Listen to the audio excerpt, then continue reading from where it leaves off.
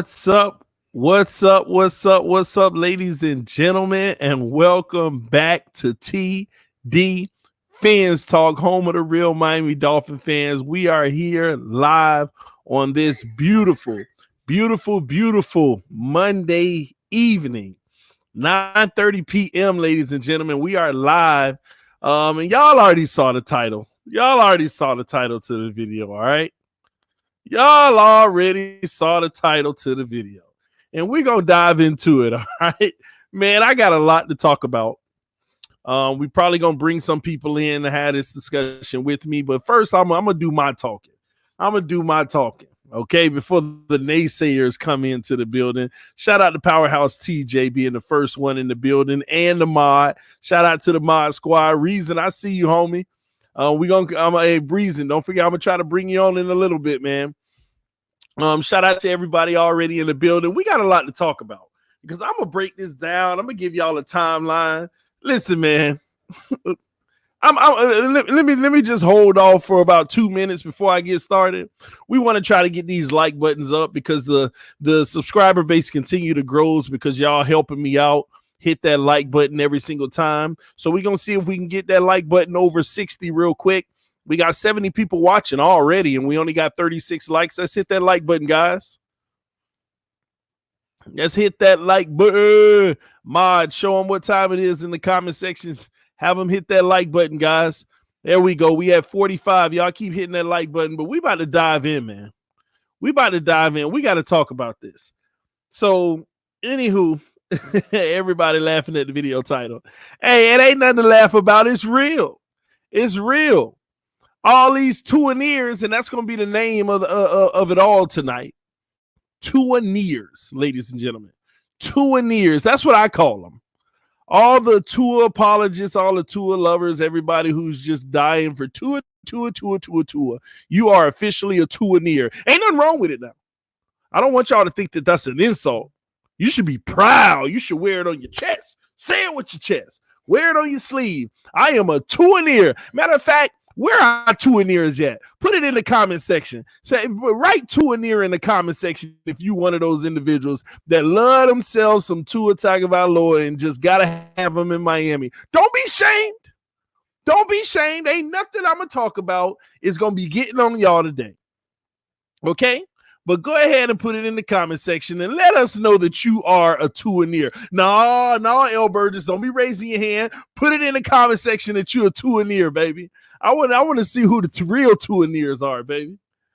Ooh, that's what I'm talking about. Shout out to Stefan Delfino. I am a proud Tua-neer. See, that's what I like. People who say it with their chest, man. Who is that? Daniel? That's what's up, man. Juan, I see you. Aaron, I see you. Ain't nothing wrong with it. I wasn't saying that to be funny and have y'all, I wasn't trying to do any of that. But we are about to get down to business. We are about to talk about what just happened today. Okay? So, without further ado, let's dive in. No, hold on. We got 93 in the building, and we still only got 63 likes. Y'all got to help me out, man. We can get that like button up there. Hit that like button, guys. Hit that like button. We can get that like button up there, man. All right, so without further ado, let's go ahead and dive in, all right? Let's go ahead and dive in. Let me give a little I got to set this up first. I got to set up this conversation first, okay? So I'm doing my normal today. Had to take a ride out to about an hour away. I'm taking care of business today. And, I'm doing my normal checking the Dolphin wires. And I come across this article. Okay. I come across the article. And it basically said, a little birdie inside the organization is saying that the Miami Dolphins aren't as high as people think on Tua Tagovailoa. They're really interested in Justin Herbert and that they're concerned with Tua's injury. So when I first read it, I said, where's the news for today? I just closed it. I closed it. And I said, where's the news for today? And I kept looking. I was like, man, ain't nothing going on in Dolphin country today. So I'm going by my business. And there go Instagram. TD, you busy? TD, where you at? TD, did you hear the news? TD, check this article out. TD this, TD that. Man, I'm telling you, about 30 different Instagram messages. I'm like, did I miss something today? Hold on, let me click on these links. Same thing I already read. I said, oh, okay. That's news to people? So I'm going by my day. Oh, there go my Twitter. TD, check this out. TD, check that out. TD, like, something must have happened. I'm clicking on links and everything. Oh, it's the same thing. Oh, okay. I mean, people riled up about this. Maybe they want to hear me talk about it. But it ain't news. I'll wait till tonight. Text messages start blowing up. Everything start going haywire. Oh, TD, this is what you've been saying. Blah, blah, blah, blah, blah, blah, blah. And I'm sitting there like, what's going on? Is this really news? So let me get this straight, ladies and gentlemen. I got to sit on this channel and tell y'all all day, every day, Tua Tagovailoa has talent, but I'm concerned about his injuries, and that's why I wouldn't draft him. I got to sit on this channel all day, every day, and tell y'all my biggest concern with Tua Tagovailoa ain't even the injuries he got. It's the injuries he might get because he's so injury prone. He's so injury prone. So I got to sit on this channel and tell y'all the same thing over and over and be called a hater. And one person write an article saying the exact same thing that he heard from a birdie in the organization, and the world stops. And the world stops, and it's breaking news. Everybody wants to TD. What you think about this? The same thing I've been thinking. The same thing I've been saying. You need to go to the person who wrote the article, and shout out to the person who wrote it. Pretty good guy. I ain't saying nothing bad about him. But you need to go to that individual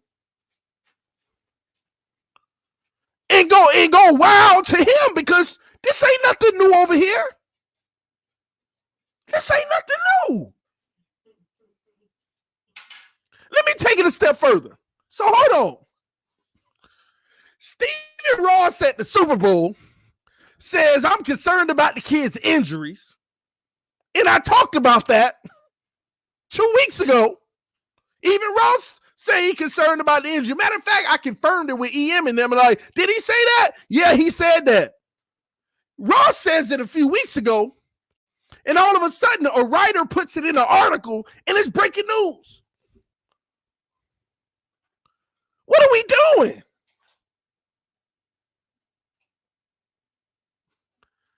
We've been talking about this, ladies and gentlemen. This ain't nothing new. I've been telling y'all. It's why I wouldn't draft him early or move up for him. And it's why the organization shouldn't. Now, if his value is going to keep rising, I told y'all the other night, you might just have to take him at 5 if so many other people are coveting him. Now you got an asset. Now, if you take him at 5, you can say, hey, you want him? What you going to give for him? That's about it. It's just for gambling purposes. That's it. So come on, ladies and gentlemen. No need to get bent out of shape with the news today. It's not new. But maybe sometimes you hear from TD and it's all fun and games, but you hear from an actual writer and, oh, now it's real. Now it's real.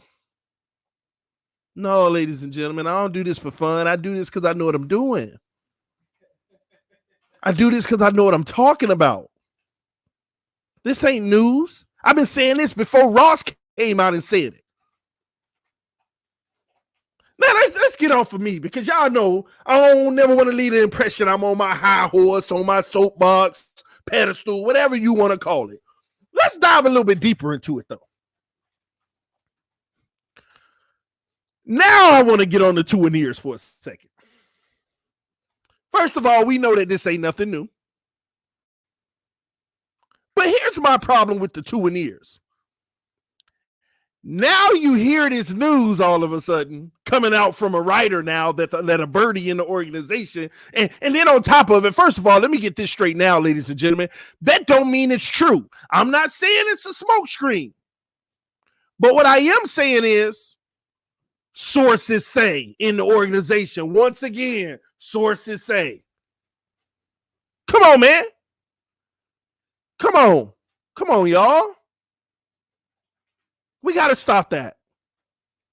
But to the Tuaneers, let me get back to it. To the Tuaneers.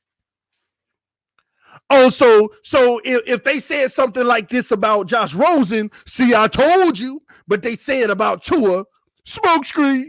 This isn't nothing but a smokescreen. All it is a smokescreen. They're just smoke screening people. Stop it. Stop it. Stop it. Stop it. Stop it. Stop it. Stop that crap. That ridiculous crap. Talk about smokescreen. Ain't no freaking smokescreen. They don't need to lie to you, ladies and gentlemen. First of all, they not even talking to you. Another guy tell you that another guy said that this guy don't worried about the injuries, and y'all want to, it's a smoke screen. The organization ain't even talking to you. What reason does Stephen Ross has to come out to lie to y'all? Oh, Steve, we need you to go out during the Super Bowl, and we need you to tell people that you worried about Tua's injuries so that we can get the attention off of the guy that we want. And this billionaire man, okay, all right, that's my play. Break. Let's go do it. Stop. Stop the ridiculousness. This man is a billionaire. He don't care nothing about all that. He gonna go do what he want to do, when he want to do, how he want to do, where he want to do. And that's why he want to do it. He got to come out here and playing these third grader games with y'all. Let's make everybody think that we don't want Tua so we can take the attention off of. Stop! They're only trying to drive down the price to trade with the Lions. Stop! As soon as the Miami Dolphins call the Lions, that price going up. That don't matter. You think because they say today we don't want Tua, the price gonna go down to trade to number 3? No! No! What's the difference for if you call us to trade up? We know you want to take them there, so the price gonna be high anyway. Stop. Excuses. No. Ain't no freaking smoke screen. Now y'all trying to make yourself feel better and keep the hey, I commend y'all. I must say, I commend the Tuaneers. I commend y'all. Let me tell y'all why I commend y'all. Because y'all riding for this one to happen. Some of y'all may not even go to church, but y'all got more faith than Christians. Whoo, boy, y'all riding behind this one. Y'all riding behind this happen. Y'all see he gonna end up in Miami. Y'all, boy, I've seen more hope in the last few months than I've seen in my life. Because it ain't facts. You're saying that they're facts that it's going to happen. But trust me, we both know it's hope. It's faith. Oh, we know that. Ain't no question. But I commend y'all because you got a large portion of the media behind you. And they just writing this narrative. And I ain't going to lie, they making money off y'all too. Writing this narrative. Oh, that thing that happened today. Oh, that got so many clicks in so many different ways. For news we already knew. Tuaneers clicked on it. They got nervous. The non-Tuaneers clicked on it. They got happy. Oh, it went down today. Somebody repeated information we already know. But since it was a reputable writer, the world stopped. the world stopped. Now there's validity, huh?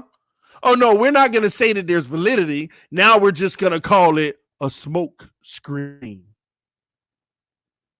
Now we're going to call it a smoke screen. Well, I got a few theories for you. Because I don't know it all. Maybe it is a smoke screen. That's one theory. Maybe it's true. That's another theory. Maybe the writer said people going so crazy about Tua. Watch this. Send. Look how I got everybody going in a crazy panic. That's a theory too. Another theory. Hey, all my writer buddies. Hey, let's play a game, man. Let's go ahead and send this out and see what happens. And they all right now in a circle at one of their house drinking beers. Look at them, y'all. Look at them. Hey. TD FinStalk live right now. Hey, look at him. He's talking about it right now. Oh, wait. He done discovered us maybe. But he don't know. He said maybe that's a theory. Oh, okay, we still good. Cheers. I don't know. I don't know what's going on out here. But neither do you. So stop saying it ain't true. Stop saying that it is true. Stop saying that it's a smoke screen. Stop saying all that crap. Just listen to the information. And once you hear it from horses' mouths themselves, which you won't, so you need to wait to the draft. Keep your opinions on what you would like to happen, but stop making things seem like it's gospel that it is. TD don't want to. That don't mean we ain't going to get him. Dolphins fan want to. That don't mean we going to get him. We don't know.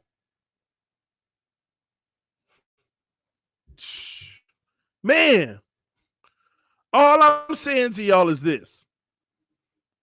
Don't let these people play with y'all emotions. Don't let these people play with y'all emotions. Now, and on the other note, all right, man, I'm going to get off of y'all two-and-ears and the non-two-and-ears. We're going to move on from that. And now we're going to the Justin Herbert. Was that the piece behind it to sell it, to make it look realistic? Because I got a birdie in my ear that keep on telling me Jordan Love. And I trust this birdie. So who knows? This is why you don't hear me every single day. No, it's Jordan Love. No, it's going to be Jordan Love. Trust me. And I promise y'all. That's what I'm hearing. But you don't hear me every day. Oh, nah, trust me. It's going to be Jordan Love. Oh, bro, sis, believe me. It's Jordan Love. No, you don't hear that from me because it's still secondhand information. It's still secondhand information. It's that simple. And you know what? Let me put this on the screen because this guy, I don't know if he was trying to be funny or anything, but I'm going to put it up here because he's actually right. TD knows no more than the next guy. TD knows no more than the person who wrote that article today. TD knows no more than any one of you all. The only thing TD does is study it all day, read it all day, dive into what can really be. I take all the information and compact it to say, what's logical? What really can be going on? Everything I comprised of is no different from Stephen A. Smith on TV, Shannon Sharp, Skip Bayless, this person, that person, this one. It's no difference. They take all the information that they do know and they come up with a hypothesis. And if some of y'all didn't go to school, that's just an educated guess. It's just an educated guess. But I will say why people have told me they love this channel is because my educated guesses have been pretty sound. But some people just guessing. And it's missing an important word. I'm making educated guesses. Some people are just guessing.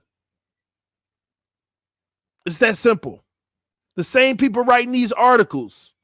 Flores said this, that, and this. I think this is what he meant. No different. No different. So this Herbert stuff, we very well could get Herbert.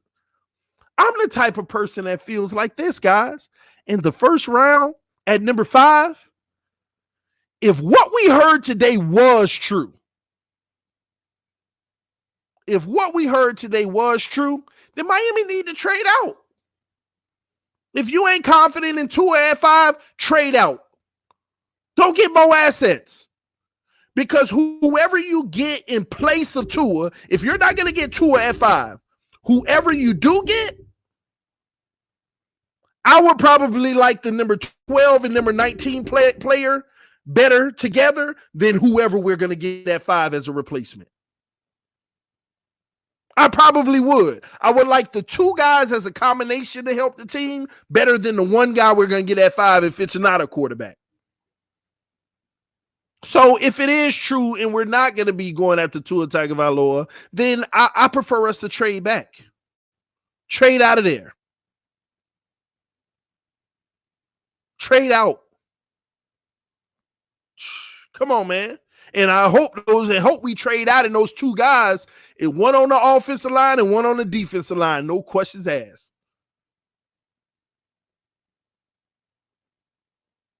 If what we heard today was true, and they not confident in Tua. If it was true, TD ain't say it was true. Y'all thought I was going to come on here and be like, oh, I told you we ain't getting Tua. They don't like, no, stop. Once again, not a definitive word was in that entire article. Not one word that gives you 100% definitive was in the article. So what are we doing here? Come on, man. Come on. Exactly, Stevie TV. What's up, Raiders? You want this 5th pick? What up, man? Let's talk. I know you want to move up to 5. Tua right here. Come on, man. Come on, man. What's the source of the article? We don't know the source of the article. We just know the writer. It says something like somebody close to the situation in the organization. I'm not saying that Silgaro is just blowing smoke. He could have very well have heard from somebody in the organization that told him that. So don't get me wrong. Don't make it seem like I'm going to war with the person who wrote the article. No, I'm just saying I'm the type of person, I don't care who wrote it. My mama could have wrote it. Mama, you ain't putting out one definitive source. You just said somebody in the organization. So I can't take that as the gospel, mama. Trust me, son. Yeah, I trust you, mama, for me. But to be given to other people is hearsay. It don't hold up in court. It don't hold up, mama. It's that simple. Not a single word other than the fact that Ross did say at the Super Bowl that they're concerned about his injury history. Not his injury. Not his current health, which is what have I been telling y'all? See, they're not concerned about his current health. They haven't even complained about his current health. It's his history of injuries. Same thing that I've been saying before they said it. But I'm a hater. Guess what? Your owner a hater too then. And guess what? Your owner also said that he ain't even the one that's going to make the decision. The coaches make the decision. He didn't even say Greer makes the decision.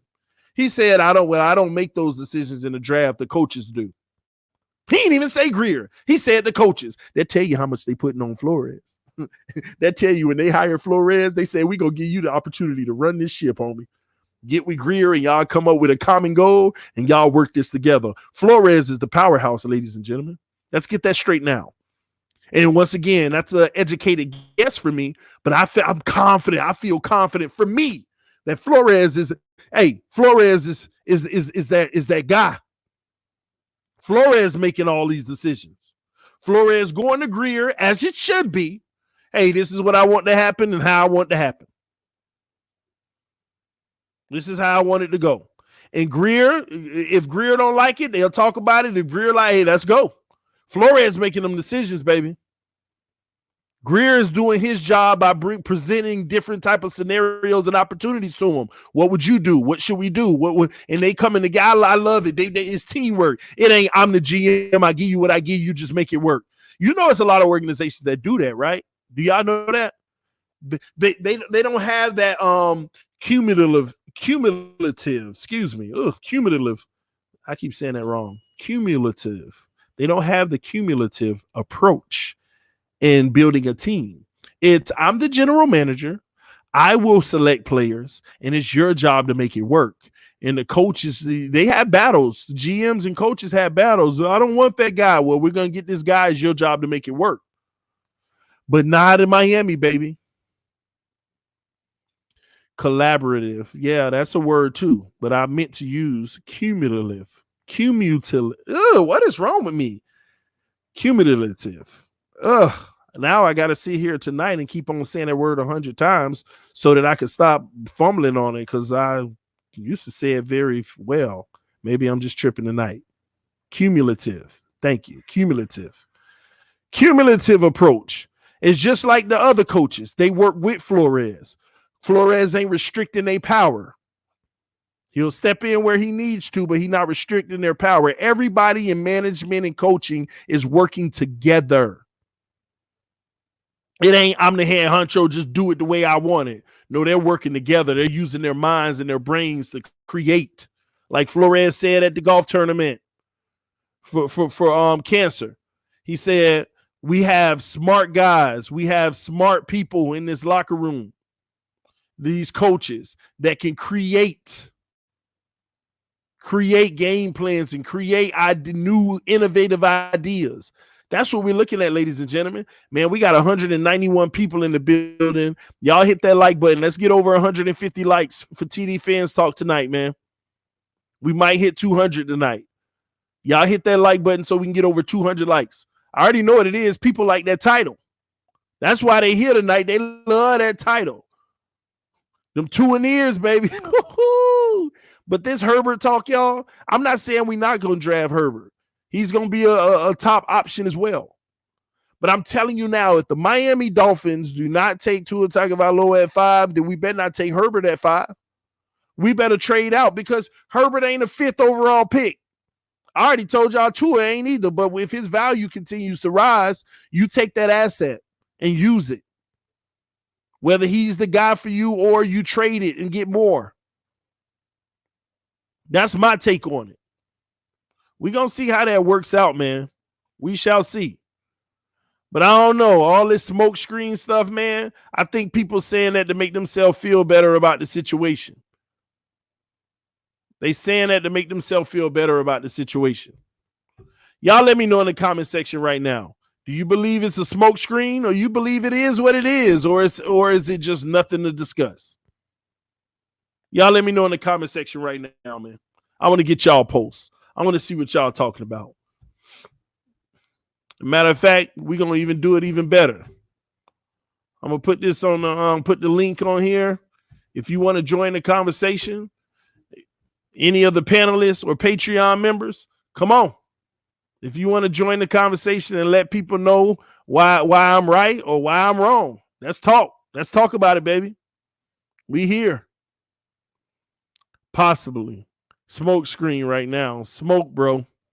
Matt, bro. Do y'all understand what you're saying when you say it's smoke? It's a smoke screen. What you're saying is Stephen Ross intentionally came out and said we're worried about his injuries. Like, is that not a fact? What y'all are basically saying when you call it a smoke screen is that Stephen Ross, literally, I'm going to tell him we worried about his injuries. That's what you're saying.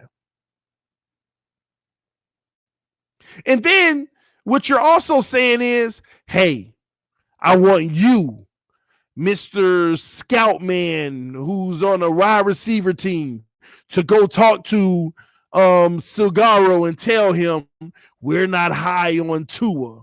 Leak that to him so that he can write an article about it and tell him to reference that Stephen Ross said he was also concerned about his injuries at the Super Bowl. And then tell him, like, you know, Herbert is a good other option for us. That's what y'all saying. That's exactly what y'all saying. Come on, man. Come on.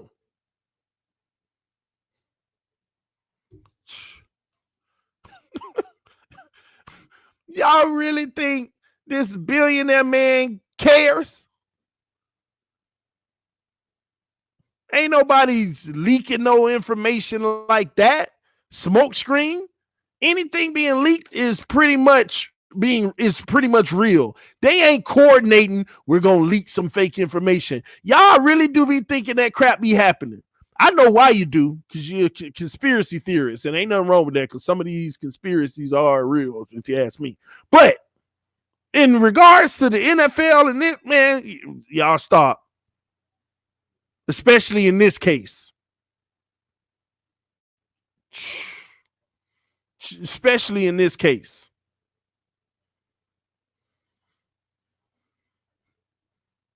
Man. Oh man, we got the homie backstage, man. Y'all know he gonna be giving me all these reasons why it's a smoke screen, but I gotta bring the homie in. The reason that we're here. What's up, homie? What's good, bro? I gotta correct you quick on time. Nah, ain't no correction. Yo, no one's a comment. It ain't correction. No one's claiming. No one's even tying Ross to it, man. What happened? No one's tying Ross as part of this. No, man. They're referencing Ross. I didn't say they tied Ross to it. They referenced him in the article to make it sound even that much more realistic. Even Ross said at the Super Bowl that he's concerned about his injuries. Yeah, well, we knew about that like when it came out. So that's not any news. But the people I trust aren't even talking about that. Like, I haven't heard Ross's name. People I trust, I haven't heard Ross's name come up once. So like, and I'm gonna go back to it, man. Like I sat here and I've been tying him to Okuda and Brown, and then I sat up here last time and I said, yo, man, watch out, there's this Darius Slay situation, bro, and what's happening now. And I think this is all tied, man, because I think what people are trying to tie this all to is because the report leaked that the Dolphins and the Lions were engaged in trade talks, however light that may have been. For all we know, they could just call and said, hey, what do you want? Heard the answer, hung up. That's what I mean. Or it didn't happen. We don't know the severity or the level of that call. But what I think this is just my opinion from what I'm gathering is, I showed you the stuff from Matt Infante about, he's tied this Herbert thing isn't new because Tannenbaum was a huge fan of him when he was here in 2018, right? You remember he went on the radio a couple months ago and was still praising him. And there's still people in the front office that are from that Tannenbaum era. And from what I understand, and I showed you, there's still fans. Right? They're still and let's be honest, he's in everyone's top 4. It's just a matter of where do you place Herbert in your top 4. And this is a draft where they're doing their due diligence on everyone, man. And so I think is, and this is just me, top 4 QB or top 4 player in the draft? Oh no, QB. I agree, bro. Cool. If we're taking with him, I'm a Dolphins fan. I'll ride with it. You guys know how I've been, but of course, he's a 2-year project, and he is not year. I've said before, he's a 2-year project, but I'll stamp with you. He is not worth a 5th overall pick. Are you crazy with me right now? That guy needs so much work. But what I think is going on is, I think there is some rumbling. I think there is a little bit of truth to. I think they have talked to the Lions. I think they've talked to the Redskins. I think they've just done their due diligence. I'm not sitting here saying they've, they're like, okay, let's work the phones for the next 48 hours. You gotta know what the price is across the board. Exactly. And so what I think is, the Detroit Lions or the Redskins or whoever came back and they know how much capital we had. We got a little blown up in the price and we kind of balked at it. And now they're just coming out and they're saying, you know what, we're interested in other guys too. You know what I mean? Like, don't think we're going to mortgage everything just to move up for one player. There's other guys we'll potentially move back and select at 5. And I think that's what you're starting to see right now, bro. I think, like I said in our chat, I don't think you're going to see any real movement or progress with this Tua thing until after the combine, when this guy's poked and prodded by every team. But I do say this, TD, we talked about this a little bit in the chat, because you run such a risk, right? What if you move up for 2 or 3 right now and then you don't like the outcome of the medical? Right now you're stuck there. So, but at the same time, TD, that's where you got to decide, is the risk worth the reward? Because if, let's say, it comes back glowing, now you're in a, you could potentially be in a bidding war and miss out on a guy that you had targeted or whatever like that. So you will move up to 3? Depending on the price. Like what I'm hearing right now, X's name is coming out there, bro. I'm hearing 5th X and like a 2nd or a 3rd is legitimately, like, that's what people are talking about right now. And so if X get traded, I would be, and we move up to 3, and X is a part of that trade. I mean, I'll be right and wrong. You don't have to move a first. You don't have to move a first, like, other than the 5th, right? And you're still getting the 3rd anyways. But I mean, I don't know how I feel about that, because I don't like that though. Yeah, if he's healthy, I don't think that's worth it. About that. I don't think it's worth it. I mean, if you give away our 5th pick and X for the 3rd, I would at least want a 4th in return. Well, and the other thing is, let's ask this, TD. Right now, from what I showed you, that article from SI where the guy guesstimated that Darius Slay could get 15 to 16 million a year, I showed you. He replied to it and he said that's basically too low. So if he wants at least 16 million, that's what I showed you in the text message. Yeah, but Darius Slay replied to the article directly on Twitter and said that's too low. You think it's too low? That's what he said, bro. This guy's nuts, bro. He's 29 and he wants to make 16 or more. Yeah. And here's my thing. Where's where I was going with this, TD? He's gonna bid himself out the market. Exactly. And if they don't want to, if they're kind of cringing at paying 15 to 16 million for Darius Slay, Howard's cap hit next year is 15 million, 15.14 or something. So do they want to pay that? So, you get into a whole different rabbit hole with that whole scenario. But I just think it's a matter of I think that the prices to trade up right now are a little bit ridiculous, that they've gauged, and so they're just putting it out there that there's other guys we've done our homework on, and there's other guys that we're willing to take if you guys think we're going to mortgage our future. Because I'm not on board for trading 3 or 4 first-round picks for anyone really. If we're at 5, that's ridiculous. It shouldn't cost that to move up to 1. Yeah, let me ask, because that's making me wonder. Ian, what are you hearing about X? Man, first off, TV, take that off there. I don't know who that is, bro. That's not me, man. Oh, this ain't you. No, somebody made a fake account and put your picture on there. That ain't funny. These idiots, man. I tell you, I'm getting a lot of crazy emails and stuff too, bro. I don't know how these idiots are tracking me, man. This person said, "No, hold on, EM. You being mean," and this person said, "EM, I'm your biggest fan. It's a fan of yours. EM Dolphins fan, #1 fan." I'm getting a lot of unwanted attention, bro. I don't know who these folks are, man. I'm an extremely celebrity, man. No, I'm an extremely private individual, bro. I don't like all this. Bro, you better capitalize on this. Being false is lucrative these days. Yeah, okay. Hey, I'm just here to contribute in any way that I can. I'm not interested in fandom or whatever you want to call it. None of that.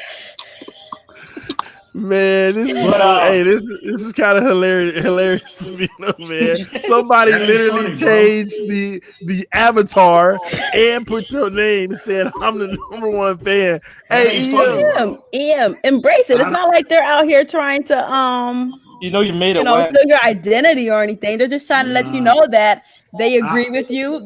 They like your analysis, and they appreciate the talking points you have. Yeah, but Finsanity, here's what's funny about it.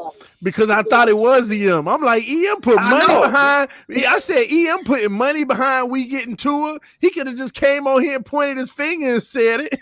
And then I was like, I was actually about to rip you apart. I finna be like, bro, you putting money behind something we already know you want. No, man, that's just not me, homie. I don't know. But hey, man, this person's giving you a lot of compliments, man. I don't know what it is. That's who it is, bro. It's Joe. It's Joe. No, it's Tua's burner account.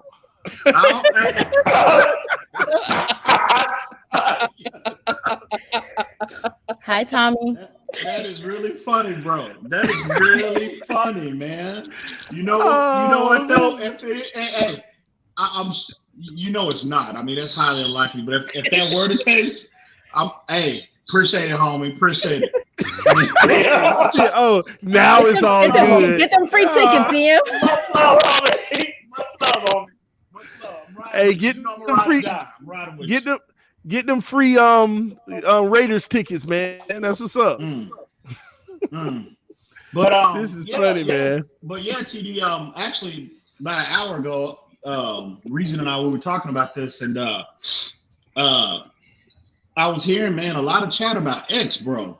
You know, possibly getting traded to, you know, with, you know, Detroit. I mean, a lot of different trade scenarios with X just in general.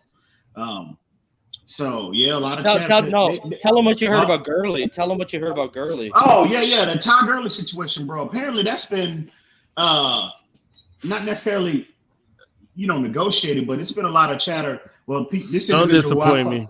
Please hang on. No, you're gonna like it. You're gonna like it. Hang on, TD. Hang on. You're gonna like this person who I follow closely, and I've been following this dude for years, and he's got about a 90% accuracy rate on his, you know, the projections he made about our franchise, you know, on and off the field.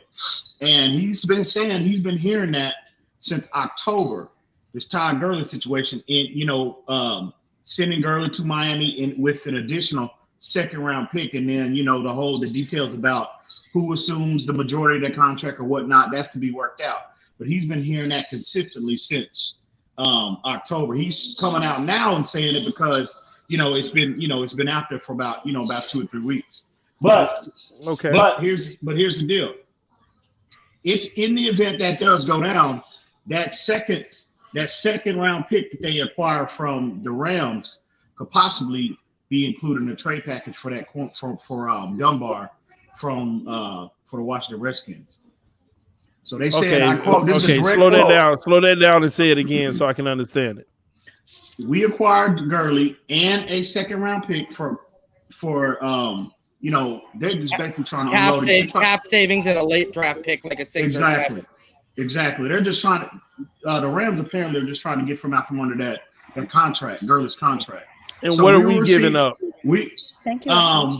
Well, they said a late round pick, plus we'll assume the majority of you know, his salary.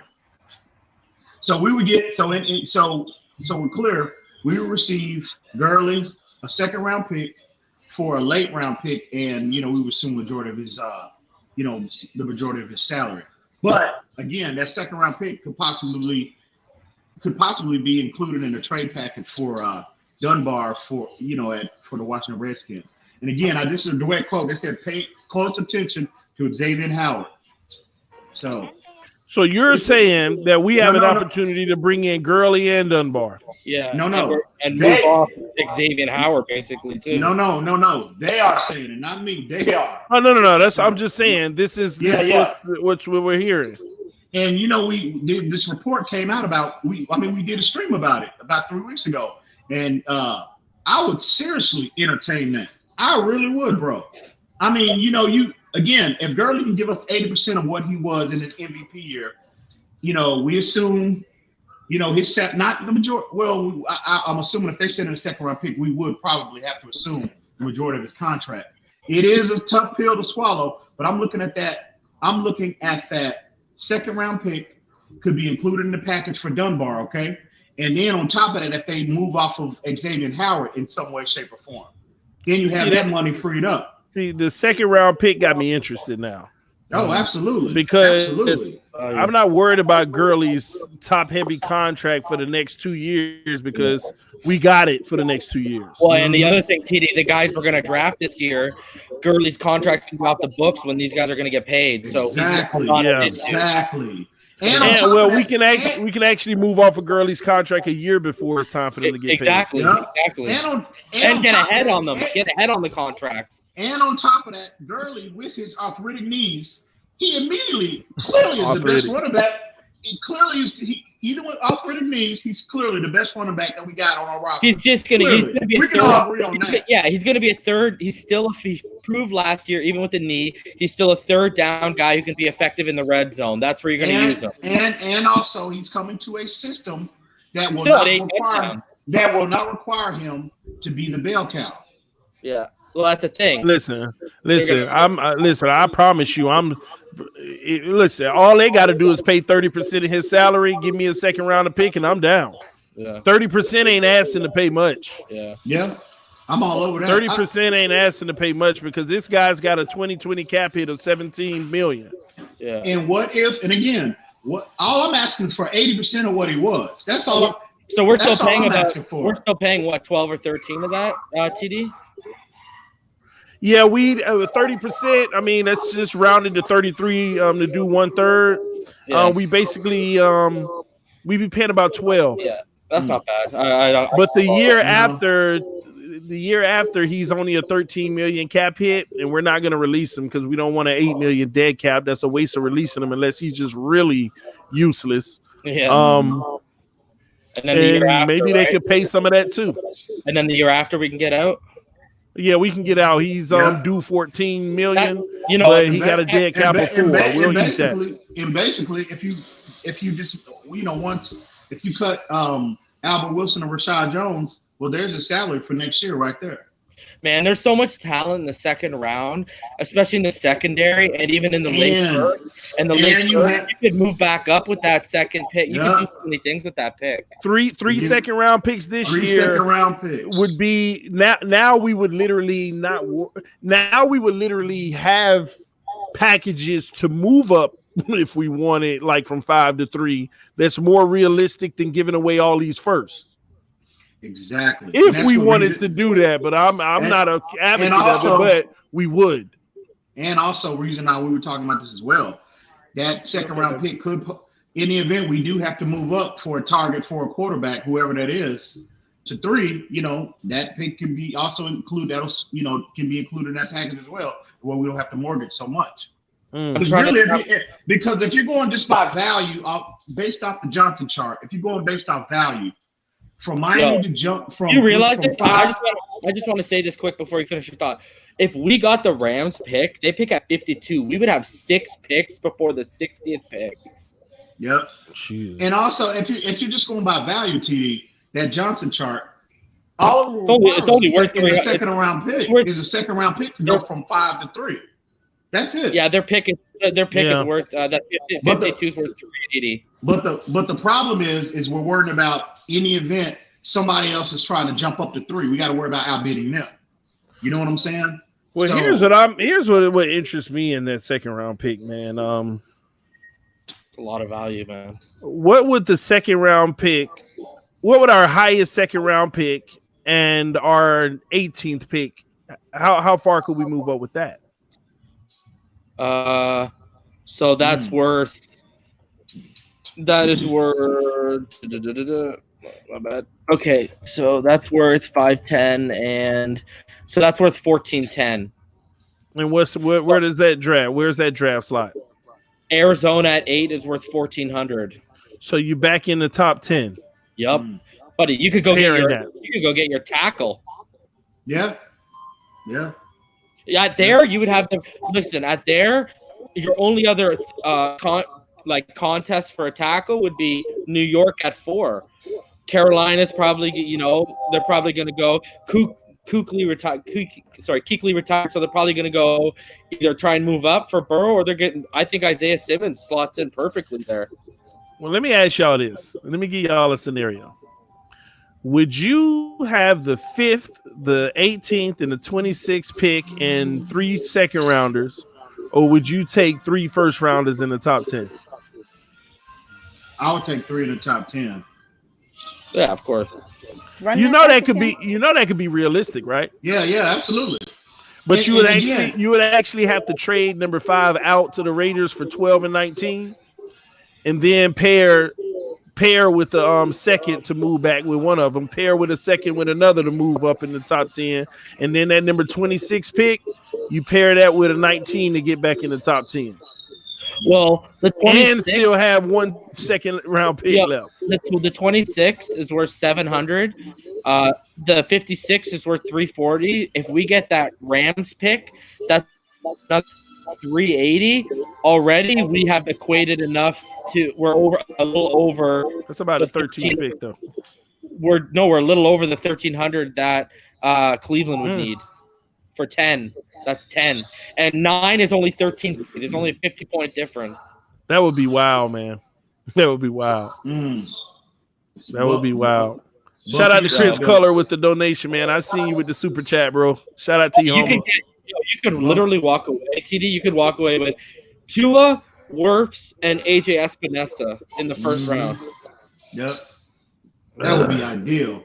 That would be and ideal. you'd be like Jesus, and then you just sit back in that third. You start going with your guards, and we're going to work. The only thing is you don't have a second round pick under those circumstances. But I think it could actually happen, but it'll still take a lot of different movement and teams that wouldn't mind giving up that capital to move out. Yeah. But I need to hear more on this X. I mean, help me understand this a little more. I'm still not clear. So we're hearing rumbling about X with the third pick. I heard that scenario out there. This Darius, you know what it's sounding like, TD? It's sounding like this Darius Slay thing may set off dominoes. Because you know what? Because apparently they're asking really high but the problem they're running into is he has 1 year left and he wants to be extended. So they're asking a team to give up a first round pick, plus you're gonna have to turn around and pay this guy 15-16 million a year. So you're asking for financial and draft capital, and that's where they're running into a problem right now.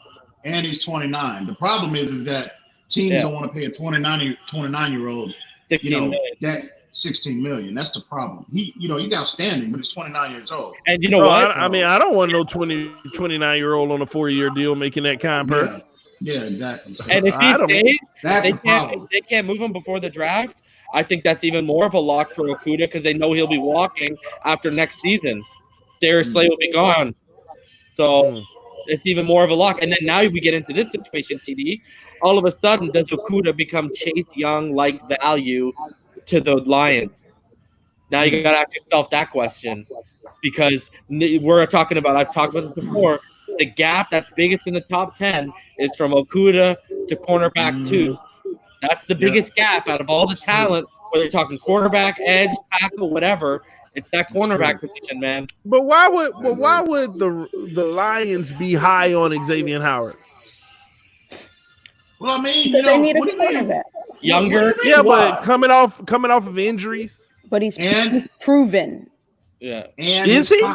And also, TD, the majority of his contract has already been paid. That contract is very valuable. So if they get I don't know about that, bro. The majority of his contract has not been paid. Yeah, I thought they front loaded the first 2 years.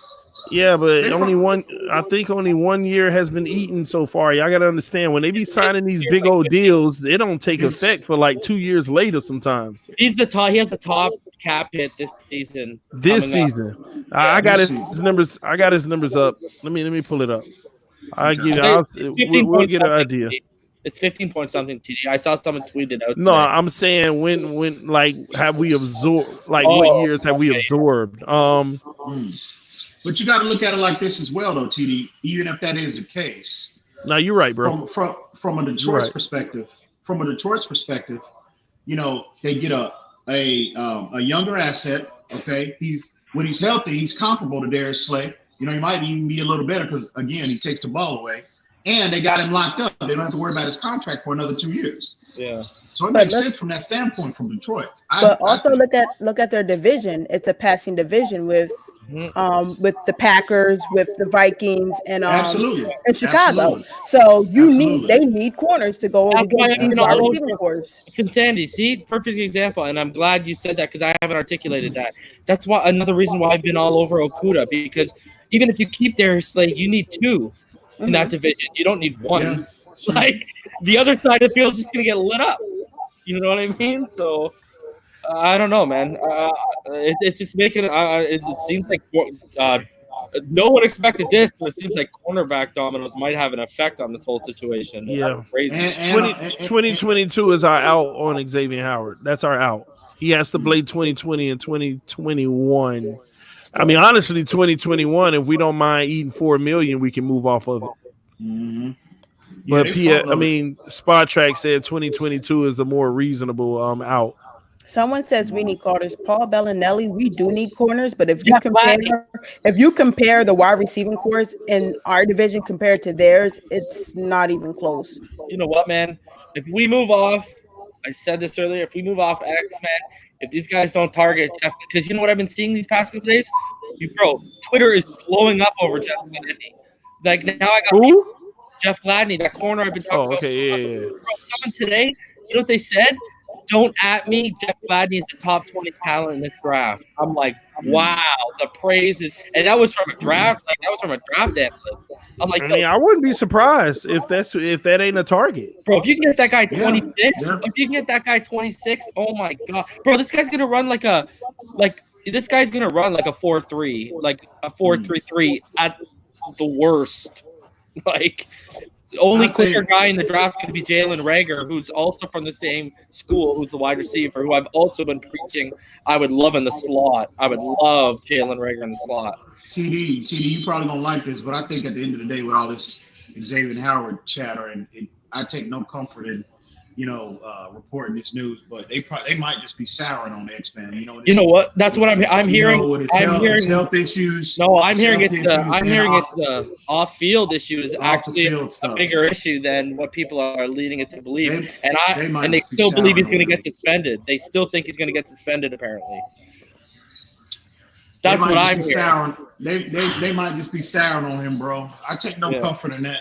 In saying that, I love X. We all know that. But so do I, man. He's top 3 when he's healthy, man. I know. As much as people think that I hate on X, I know that X can help us win games if the rest of the defense is sound. Agreed. And he could be a huge part in actually winning a Super Bowl one day. The problem is,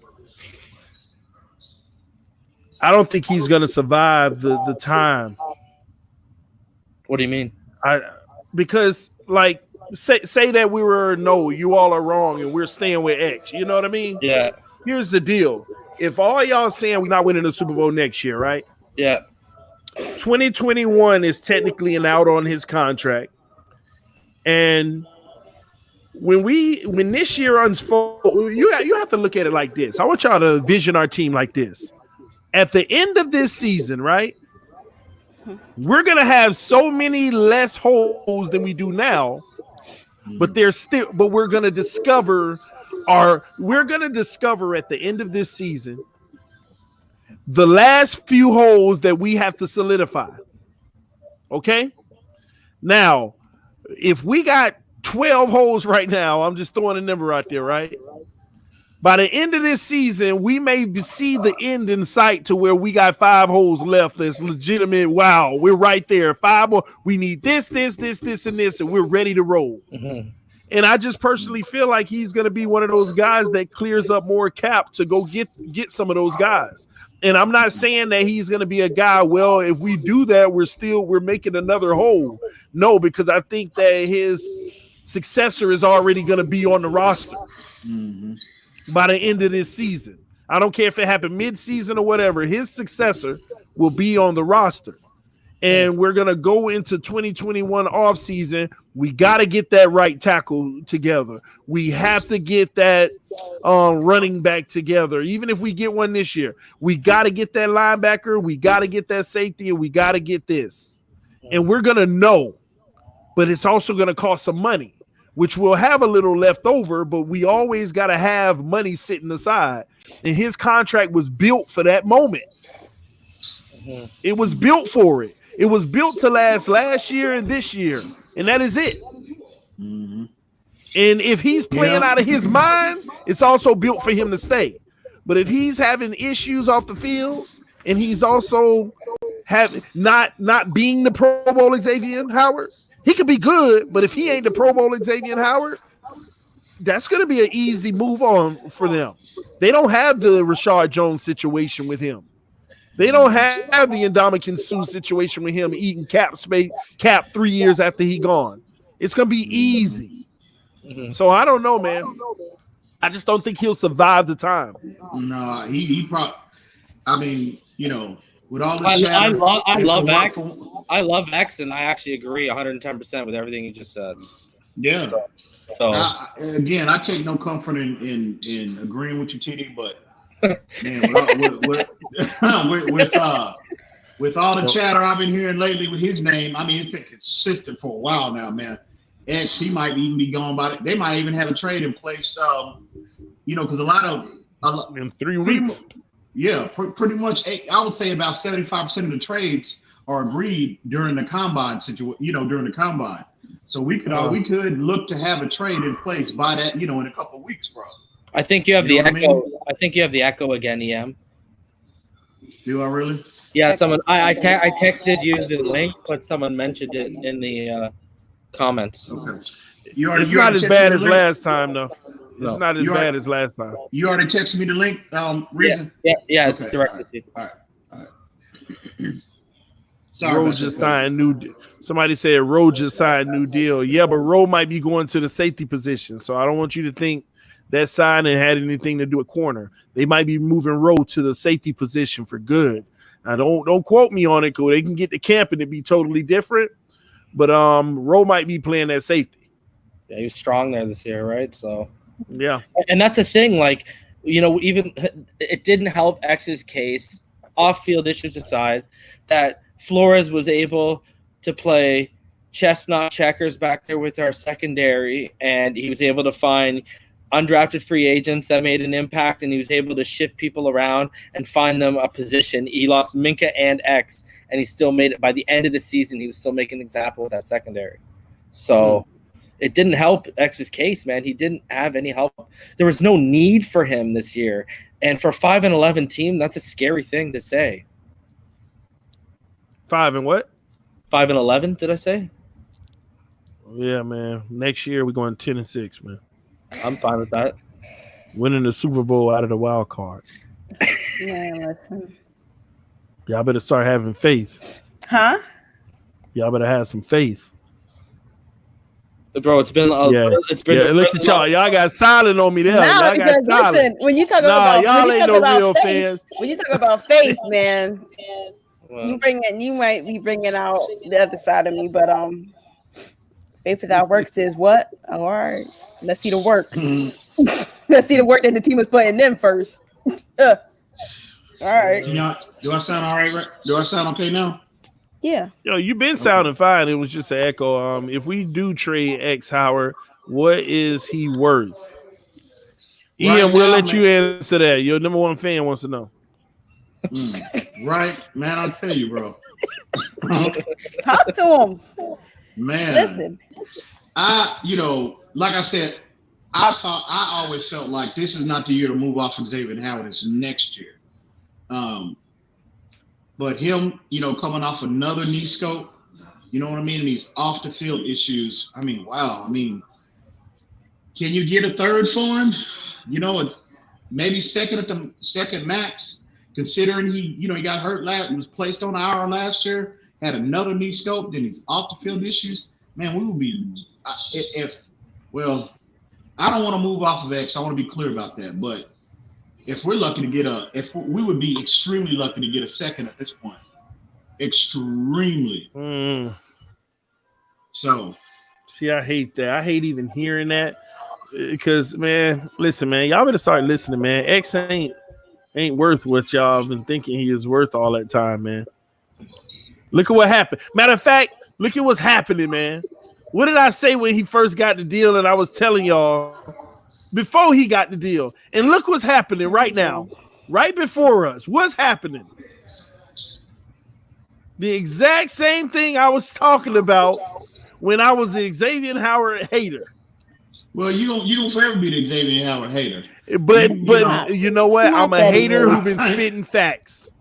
Well, I've been spitting facts. I don't think he hates. I just think that sometimes we as Dolphin fans, we cling on to players. I'm gonna say cling. I'm not gonna say fall in love, but cling on because we haven't had a complete team in so long that once we get one player and they put Pro Bowl next to their name, they put Pro Bowl next to their name, they next to the Messiah.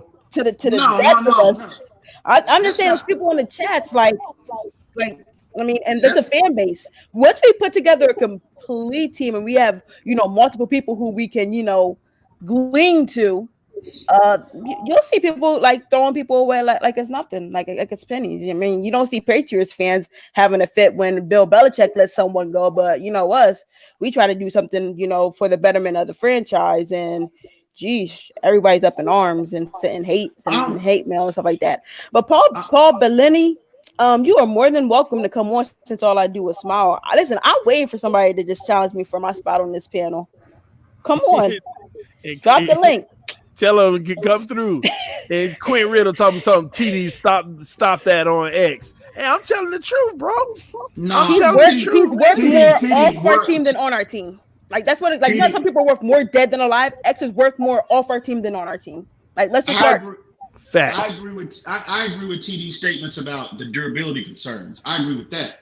But where TD and I part ways is his on when he's healthy, his on the field analysis. He's totally incorrect on that. His on the field analysis. Yeah, you're Well, he got to incorrect be on that, on the he got to be on the field for me to prove bro. I hear you. that what I'm I hear saying you. about him on the field is accurate. I hear you. But I just think man, this saddens me. I love X. I really do. Shout out to Mike. Jerseys. Mike who? Shout out to Mike who? He said sign Conklin, Thuney, Scherf, Van Noy, Ngakwe. Man, drafted Andrew Thomas, sign Eckler, A. Collins, EMTD, Reason, Insanity, Love, Fins up. Shout out to you, Mike. We love you, man. I didn't see Tua's name in there, so. Oh wow! Oh, so that's the deal breaker reason. Well, I'm seeing all these great all this line stuff, and I'm not seeing. And Andrew Thomas could be there at 18, the way the board's falling. So you would. That is crazy. So who are spending our fifth overall pick on? Is my question. Reason and I were talking about this as well the other day, man. We're hearing a lot of NFL talent evaluators. They view him more as an interior player than a tackle, bro. Yeah, the edge is worrying them. Yeah, they're saying his game translates to more on the interior. But let me say this: that gives him more value, if you ask me. Yeah, but you're not having the outside experience. You're not taking a guard at 5. No, you're not taking a guard. There's no way, bro. Yeah. Unless it's like Quentin Nelson or a Zach Martin, and. No, I'll tell you right now. Like, if I'm in a position right now, I'm taking work every day, all day over Andrew Thomas because not only can he play a guard, but I know he can play tackle. And you've been high on worse all year, brother. Buddy, that guy is Paul. That's like putting the Empire State Building on the right side of your line and saying, "Okay, come get my quarterback." Who is that? Has been high on? That's ball game been high on Thomas though, right? Andrew Thomas. Yeah, that was me. I'm high on Andrew Thomas. A lot of people up until the midway 3/4 point of the season were high. It's when the game started meaning something and they started playing big teams that they started breaking down the tape and going, "Uh-oh." And this is what Mike said. Mike actually said I left that 5th pick out of that.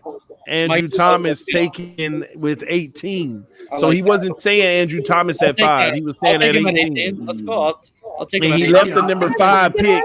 He left the number 5 pick because he still wants us to trade up and get Chase Young. I'm just because by that point it might be him. Josh Jones might have been gone, so it might be him or Austin Jackson, and I'll take Andrew Thomas all day.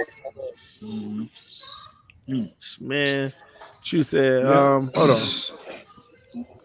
So answer me now, guys. Xavier Howard on this roster, game 1, yes or no? I don't like what I'm hearing, man. No. I'm not even hearing injury and production is the issue. I'm hearing it's the lingering off-field stuff, man. So because I'm hearing people are worried about what we shared here about. It's the comment, man. It's where she said this hasn't happened. This isn't the first time it's happened.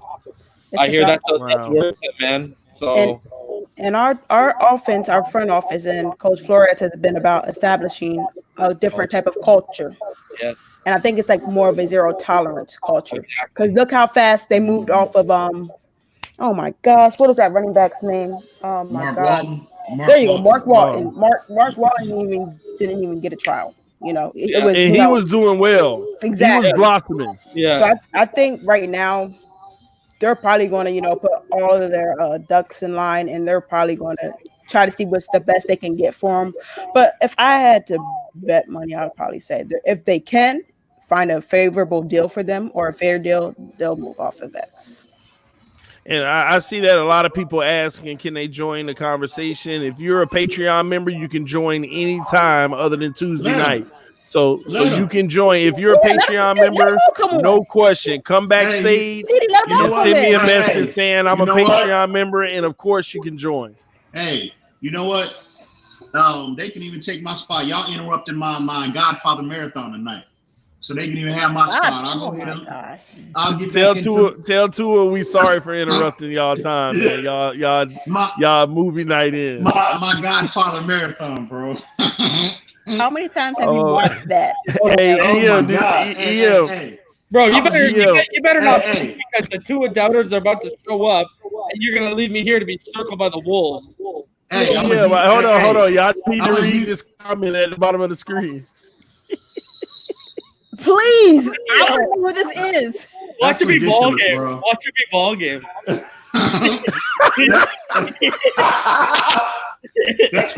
I don't see that's ridiculous, bro. That is absolutely ridiculous, man. They need to stop that nonsense, bro. I am more of a New Jack City type of person, but me too. Godfather is really good. I love any mafia related projects, any of them. Sopranos, Casino, Godfather, all of them. So, but where's Belly at? You didn't even say Belly, bro.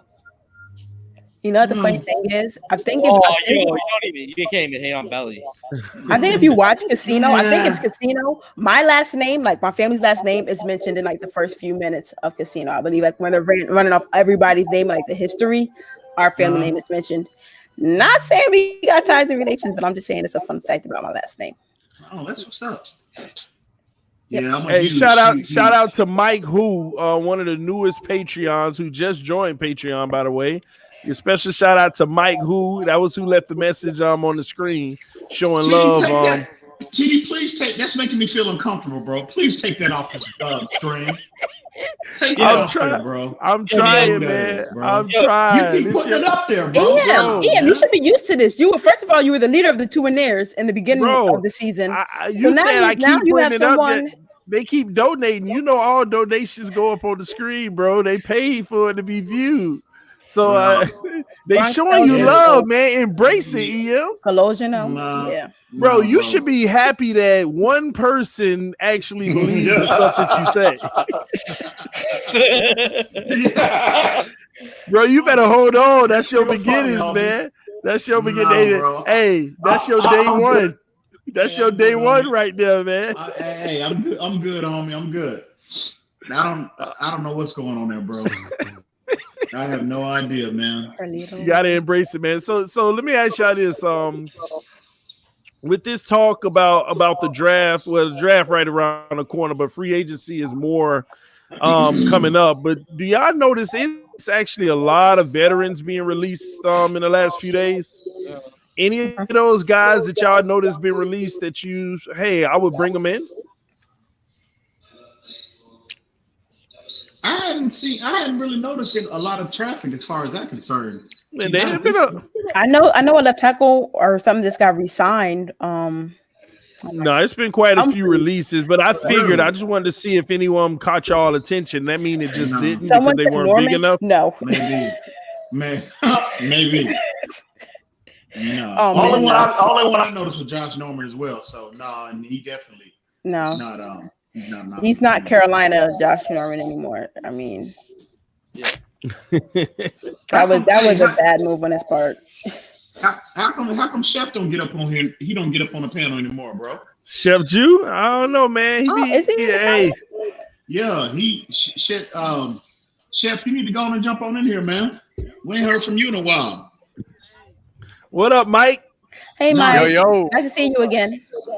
Mike, welcome to the Patreon, man. Shout out to you, homie. Yo, I had to, bro. I had to. That's what's up, man. You better not be coming on here and tell us you love Herbert and you want to draft Hurts as the backup, bro. Hey, Mike, can you read the comment at the bottom of the screen? Yes, I can. EM is really hurting my feelings. Dude, man, you know what, bro? EM, you can't be Hey, doing that, bro. You got somebody hey, who's really riding for you, and you just throwing them to the hey, wolves, bro. hey, homie, hey, TD, take that off there, bro. Listen, it's not like they Please, said they want to man. go on a Look at the date and emoji. you're married. Like Stop, they just man. said they like and appreciate what you Look do. at the emojis though. The emoji head. Stop it, man. Heartbroken, Stop sad, crying, sharing Stop tears. it. Listen, Man. I've never Bro, you listen. ain't One right, thing I man. will say is that men don't tend to use a lot of emojis, so Yeah. who knows? You know, No, and see, look. I'm not to trying go to through all entertain. those. Look. Thank you. Yeah, they tripping big time. Man, I'm gonna leave it alone, man. Hey, I told you all donations go on the screen. Now I ain't gotta keep it up forever, but I gotta acknowledge it, man. People put their hard-earned money behind it, man. So I'm sorry, Ian. You loving that. I'm sure you are loving that. It's all good though. I ain't doing no tripping, man. Hey, but let's hear from Mike, man. I've been hearing all this stuff. Mike, what do you think about what's been going on with the ex situation, the girly situation, all this stuff that we've been talking about? Well, to be honest, I can't really comment on that because my Dolphins know-how so far has been kind of lacking. I haven't been reading up too much on that. But what I will say is I've been posting it a lot on the chat. I'll be honest. I don't believe in spending all this money on an elite running back. Like I just don't anymore. Like I don't want a Gurley. I don't want a Melvin Gordon. I thought I wanted that earlier in the season, like by week 10, week 11, I was like, man, if only we got like Melvin Gordon or Todd Gurley. Like what Damian Williams in Kansas City has been able to do, like just thinking about, I feel like the Dolphins have gotten a good taste of, or Dolphins fans at least, have gotten a good taste of karma this season. Think about everything Damian Williams has done. Think about everything Ryan Tannehill has done on opposing teams this season. Like, I just feel it goes to show that there isn't like a one answer fits all. Like, we don't need an elite running back. We don't need like an elite quarterback. We need a good foundation, and that just reinforces my thought process on we need the trenches, we need the O-line, we need the D-line to be elite. That's what I want to be elite on this Dolphins team. I don't want an elite quarterback. I don't want an elite running back. That would be a plus, but I don't think it's essential for us right now. So that's my take on it. I just want to address this because I think what you run into is, I don't know how many people. Well, I know for sure a few people on this panel were around, but everything you listed, when we had Ricky Williams, you know what I mean? We had a solid offensive line. You know what I mean? We had good receivers coming up. We had decent tight. I'm pretty sure that's when Randy McMichael was popping off too. So we had a tight end who was popping off. We had a solid defense. And you know what? Every Dolphins fan was saying that was around during that time. Because I don't know if you were, Mike, but for the people that weren't, you know what we were saying? If only we had Marino. Yeah. We're like, this was 6-7 years too late. And if we had Marino, we would have had a dynasty on our hands. So you're running into the people that have been around for that long and have seen we've had a consistent top 15 defense. Then we had Ricky taking 3 or 4 defenders on his back and running 50, 60 yards with them hanging off him. And we were scoring, and we were a constant contender. And we had Chris Chambers, who was balling out, going up and catching everything. That was my boy, man. High point, buddy. We were solid, but what were we missing, man? We were every fan who's been that era will tell you we were missing Marino. If we had Marino, it's over. And I feel you, bro. I think beggars can't be choosers right now. And the thing is, like, when all that went down with Ricky Williams and that Topo line, like, we were in a different scenario. We hit the reset button last season, and we need to focus on what we need right now. Obviously, the Dolphins roster right now is barren. So would you rather replicate that or try something new and do it right by following formulas that have worked for other teams, and you've literally been able to visualize that success. Look at the Cowboys. Look at Kansas City. I like where Cleveland is going. Like, What have the I don't Cowboys know. done? In the grand scheme of things, what have the Cowboys done? You present a fair point, but And my they've been thing a is, winning team I've recently. been, I feel like man, they have minor adjustments they need. brother, they call it the NFC least for a reason. And the second team is, I've said this before. I was a huge McNabb fan coming out of Syracuse, so I became an Eagles fan when they drafted him. I loved him. A lot of people booed that McNabb pick. I loved it and then I fell in love with Dawkins, and then that's my second team. I don't have allegiance, but if someone put a gun to my head, that's my second team. And I'll tell you right now, bro, the difference between all these teams is, when you look at the last 20 years, what's been the one consistent thing? It's either been Brady or a historic Flacco or Manning run, or you got Roethlisberger when he's top 5, or you got Peyton when he's top 3. It's to knock these guys out. It's taking. You got the Cowboys. The perfect example. I've been preaching trenches, bro. You've heard me. I've said if we draft Tua, if that's your game plan, I've agreed with you, man. But the problem is, look what's happening with Dak. They're spending all this money on this trench play, and what's happening, bro? It's not good enough. It's just. But the thing about us, they need minor tweaks, though. But I feel like Ian would agree. This is the frustration I get when I hear. No disrespect, Mike. I respect your opinion. No, you're good. You're good.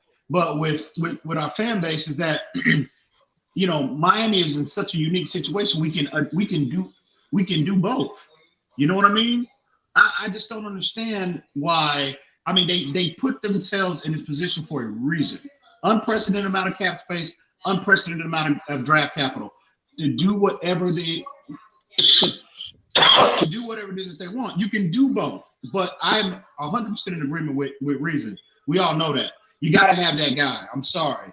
You have to have elite play at that position. You have my whole issue, Mike, and this is my whole issue. We talk about when you look at the defense, the linebacker, basically, like I talked about this before, I'm a hockey fan, right? So a lot of people believe you build from either the center out or you build from the goalie out, right? So you look at quarterback, you kind of, in a way, you got to build from the quarterback out, just like on defense, you kind of build from the linebackers out. Really what you're going to do. That's where everything begins, that your quarterback on the defense is your linebacker, right? Is usually your middle linebacker, usually. So because that's got to be one of the smartest guys on the field, because he's got to be almost as smart as a quarterback, basically. Got to be able to process, got to know everyone else's assignments, et cetera, et cetera. He's a quarterback of the defense. And I think we need a Kuechly, bro. That would be so awesome if we had someone like another common thread. All those teams we had, the ones with Peyton, the ones with Roethlisberger, the ones with Brady, they all had that they had direction back there. We know Fitz is going to be the starter next year. We all know they wanted him back. For a couple of weeks, the question on Twitter was, is he going to come back? He's being asked at Super Bowl weekend, are you coming back because concerns about his wife, maybe not wanting for him to come back and step away and stuff. But, he confirmed it. And I think Fitzpatrick, he was being asked a lot of whether he was coming back because it wasn't known for a few weeks there. So Rosen starting. Yeah. Anyways, so, the thing with us is, let's be honest, jokes aside with Rosen, anyone who's broken down the film, everyone who knows where we're at with the Rosen situation, even with Rosen in the situation right now, we don't have a direction beyond Fitzpatrick next year. And without that's one of the key pieces to finding your identity is having your franchise guy back there that you say is giving you the reins.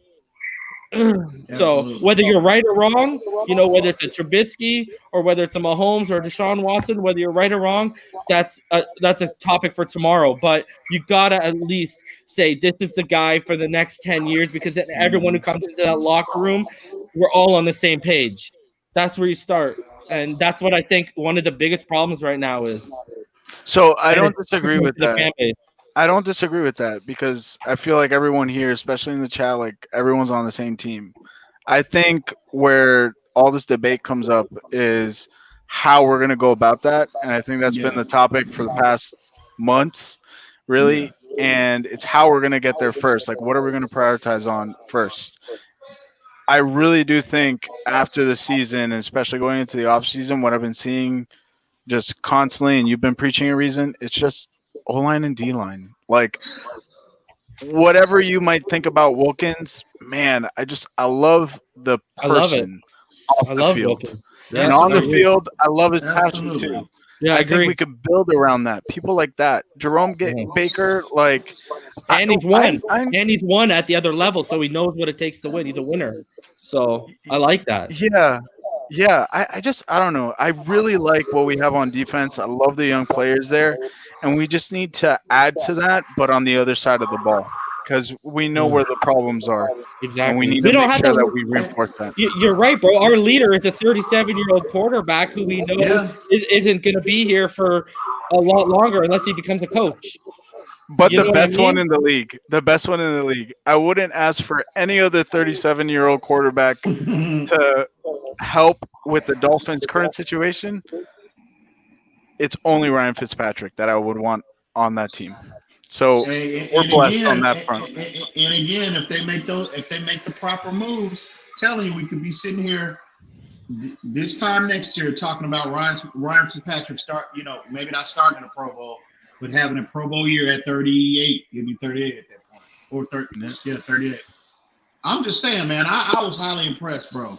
I've seen different breakdowns of his film study, not highlights, film study, and I came away thoroughly impressed with his overall game. If he goes to the Pro Bowl, we go into the playoffs. Like, how can that not connect? Maybe not. Maybe not. And I'll take a wild card.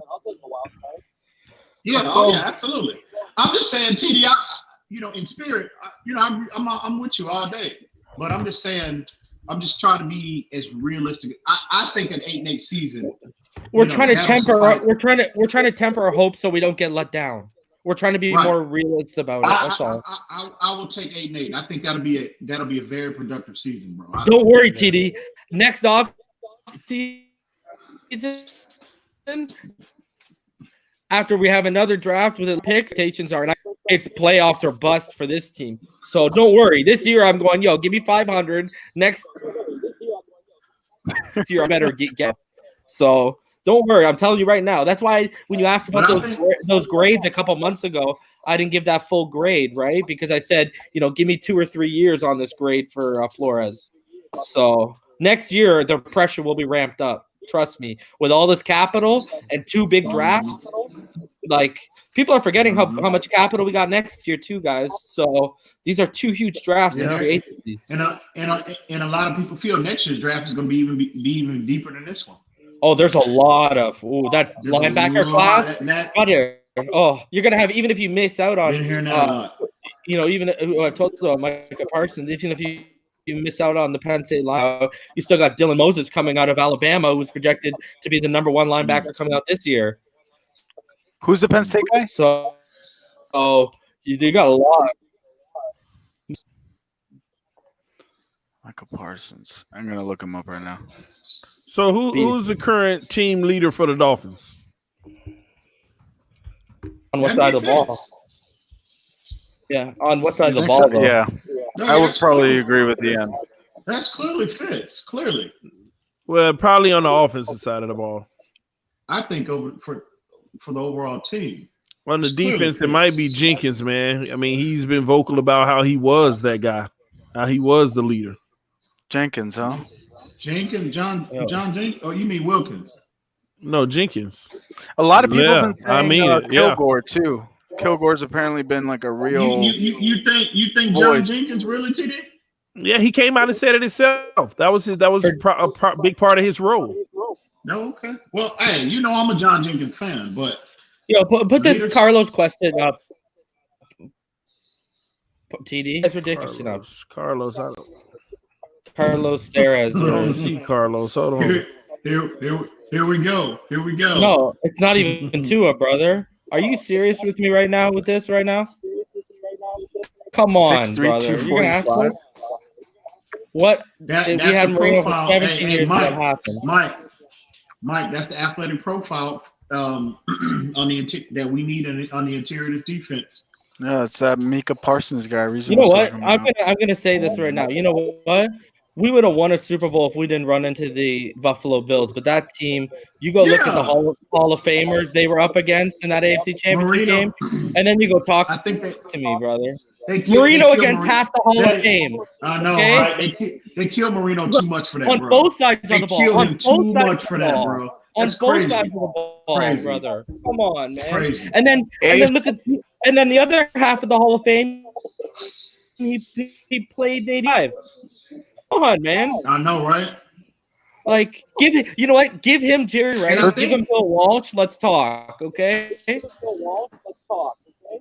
him Thurman Thomas. You know what I'm saying? Give him a running game. Go pull up the list of running backs he had. It's actually disgusting to look at. When Kareem Abdul-Jabbar is arguably one of the a top 3 running back he had. Are you kidding me right now? I lay that at the feet of Don Shula, though. That's why I criticize Shula a lot. Yeah, he talked about it to left, man. He didn't build properly around him. He just let him throw. He didn't. Like, come on, man. Bill. But again, I still think he would have been back to the Super Bowl at least one more time if he didn't run into the Buffalo Bills. Yeah, man. Let me ask you guys something. AFC East in the next 3 to 5 years, who do you think the top contenders are? The Finns and the Bills? If we draft properly, yeah. Or do you think the Patriots are still up there? Yeah. Man, ain't nobody else in our division gonna be relevant, man. Right now. No. Ain't nobody else in our division gonna be relevant. When we get our act together, we gonna dominate like no other, man. I'm just wondering who our rivals are gonna be. Like it's definitely not the Jets. Like as of right now, Buffalo. I would say Buffalo. It'd be Buffalo. Yeah. All right. You think Josh Allen pulls through? We'll see him for 10 years in the AFC East. See, that's what I don't believe in. I think that it's a lot of hype right now. I like his game right now, but I don't think that translates. I mean, I look at that conference game. Was it the wild card or conference game they lost? They lost the wild card, right? Wild card, yeah. Yeah, against Houston. I don't know. I can't comment on that. Right, I don't know how many opportunities you can have to win a game and still lose. And just like people used to ride on Tannehill, Josh Allen's true colors came out at the end of that game. Then he take like a 30-yard sack. Yeah. Well, that's what the playoffs do. That's what the playoffs crazy, does. Man. That's what the playoffs does. They expose your weaknesses. You know what I mean? Do it to Tannehill. It's because a lot of people have been saying Allen's been regressing, So I was curious what you guys thought. If you actually look at Allen this year, he actually did take steps forward. Yeah, he went forward in the regular season. Now they weren't like giant leaps, and let's say this guy's the next big thing, but he progressed for sure. Well, I think he just he still has accuracy issues for sure. Exactly, and I just think he's just showing you what he actually is. Mechanics. It comes down to mechanics. You got a guy who doesn't have polished great mechanics, and his arm can make up for it at times. But then when the arm doesn't make up for it, you got serious accuracy issues. Yeah, but I think he's coaching too. I think he's similar to Josh Rosen. A lot of Josh. I think he's a better processor. Would you say Finsanity? It's because of the coaching.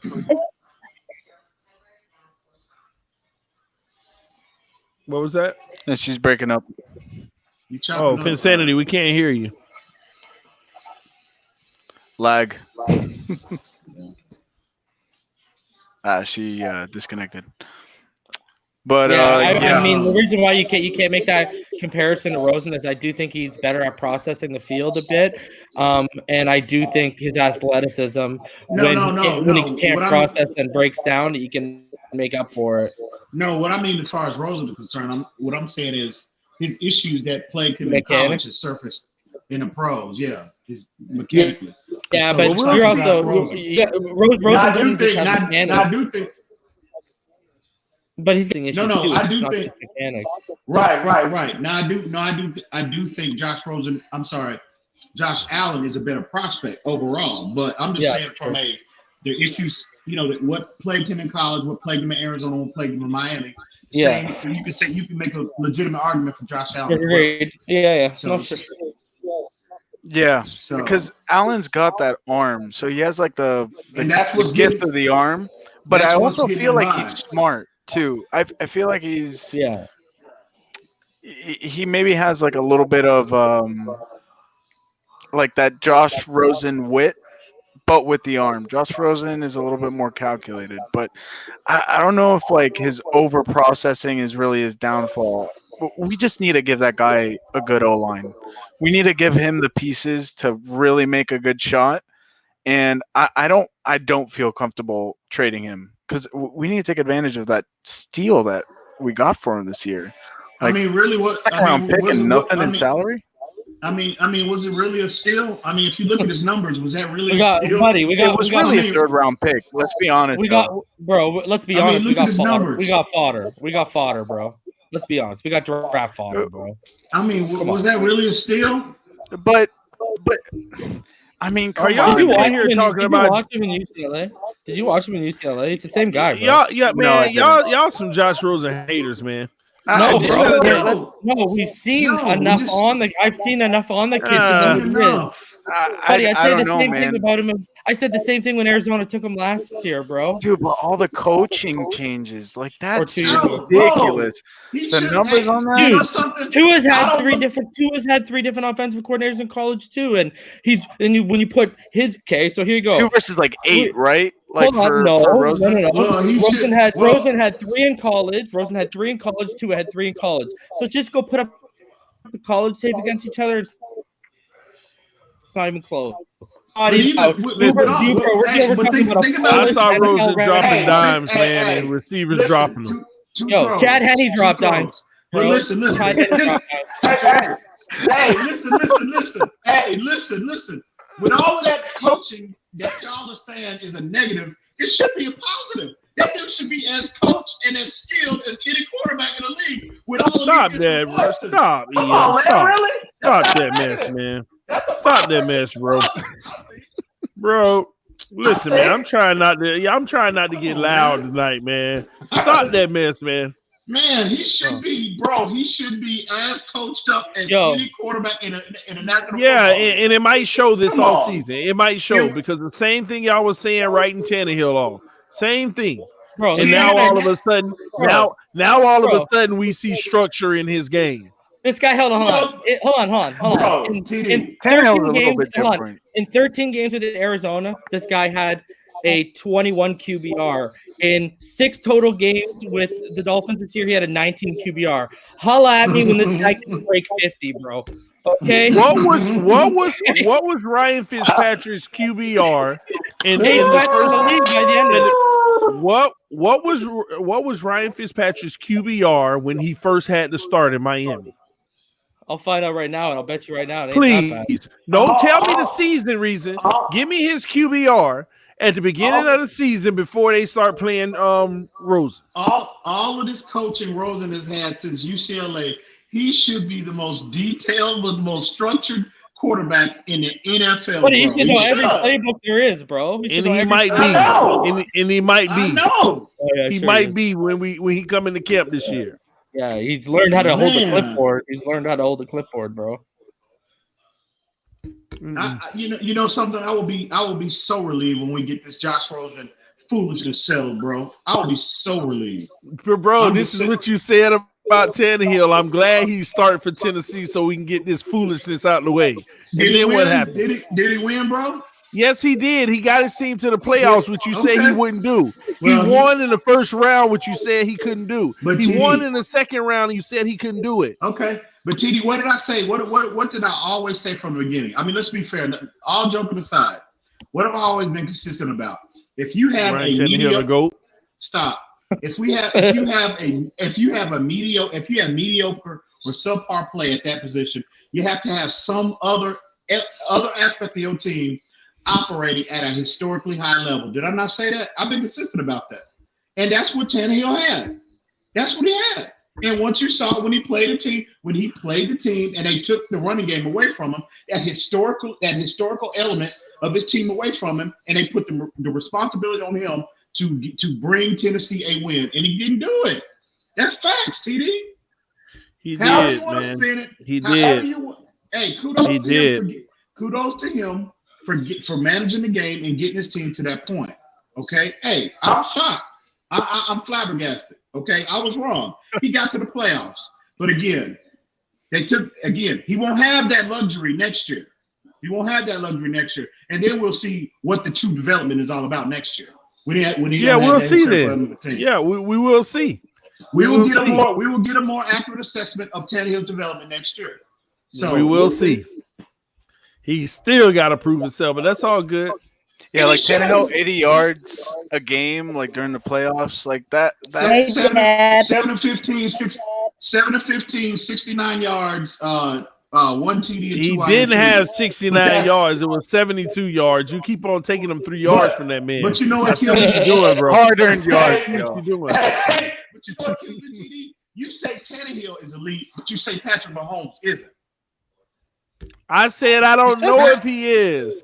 And when I say Ryan Tannehill is elite, I'm trolling because I'm a Tannehill fan. But I always tell y'all that. Okay. I just want to make sure. I just always argue that Tannehill was good enough. Okay. Well, okay. That's all I've ever argued, man. I've been consistent about that. Good enough for what? Good enough for what? To help his team win a Super Bowl one day. Okay. He's good enough. If that defense was better, they could have very well went. Gretel says Rosen isn't a leader. He's a slump-shouldered, potty-mouthed. Facts. All I know is this: I've seen the reason I think I posted that in our group chat. Several articles, man, that have, and again, it could be a lot of nonsense. It could be, I'm not taking it as the gospel. I'm just saying I've seen consistent reports leaked out about Brian Flores' disappointment in Josh Rosen's attitude, his work ethic. Yeah, but that's nothing new, bro. Okay, we knew that early in the season when he told him to pick his DAMN head up. Okay, remember when that came out? But that's the franchise, though, right? That's the franchise. Okay. But Flores was open about that's what he needs to improve. So at the end of the day, we're gonna sit here and act like the guy shouldn't get an opportunity to improve in an area. Based on what I see. Another thing that we forgot to mention earlier about I don't know if I shared it with you with Justin Herbert was Adam Beasley and Safid Dean, the two reporters from Miami, right? When they were talking about, I guess they had an inside joke or whatever, but like when they went to the Herbert press conference and when they talked to him personally, like is he a Tua guy? I mean, is he a Flores guy? Yeah, in terms of leadership, and they felt like they saw this. They didn't think he was a Flores guy in terms of how he was personality wise. But those are also two Tua guys, right? That's what the inside joke was. Well, the inside joke was that, yeah, because he's a leader or whatever. But they aren't; those guys aren't like really openly Tua guys. Like an Omar Kelly is openly a Tua guy. But again, but again, if you just listen to the characteristics that Flores and Chris Greer have been consistent about from day one, Josh Rosen exhibits none of those traits. Absolutely none. Hang on. We're talking about from an intangible standpoint. Be pragmatic, EM. Be pragmatic. I'm being serious. How do you trade for a guy? Don't speak in absolutes, because that comes to bite you. TD, hang on. Does he exhibit? What's the first thing that came out of Flores and Chris Greer's mouth when they were talking about the traits that they deemed the most valuable in a quarterback? Number one, intangible. Does he have what part of Rosen's game on or off the court exhibits that he has the intangibles that the greats have? Can I say this, EM? Sorry. Can I say this, EM? Because I've been looking for this. I wanted to answer TD's question. So I'm looking at his game log right now. Fitzpatrick only had one game under 63 QBR all year. Really? How many? Hold on. How many games did Fitzpatrick play before Rosen started? How many? 2 games. 2 games. I see 2. I asked you, what were those games QBRs? Against Baltimore, he had 66 QBR, and against New England was his worst QBR of the year. Yeah, but that was the beginning. hold We were a brand new team. Hold on. He has his 2 worst behind when the offensive line was worse. They throw Rosen in. They were worse. And then Fitzpatrick comes back and they start to put something together. Okay, he came in the Washington game. Didn't he relieve him in the Washington game? What happened? Didn't he relieve Rosen in the Washington game? He did. Yo, in the Washington game? Yeah, he came in and gave the team a spark, but that was two different teams.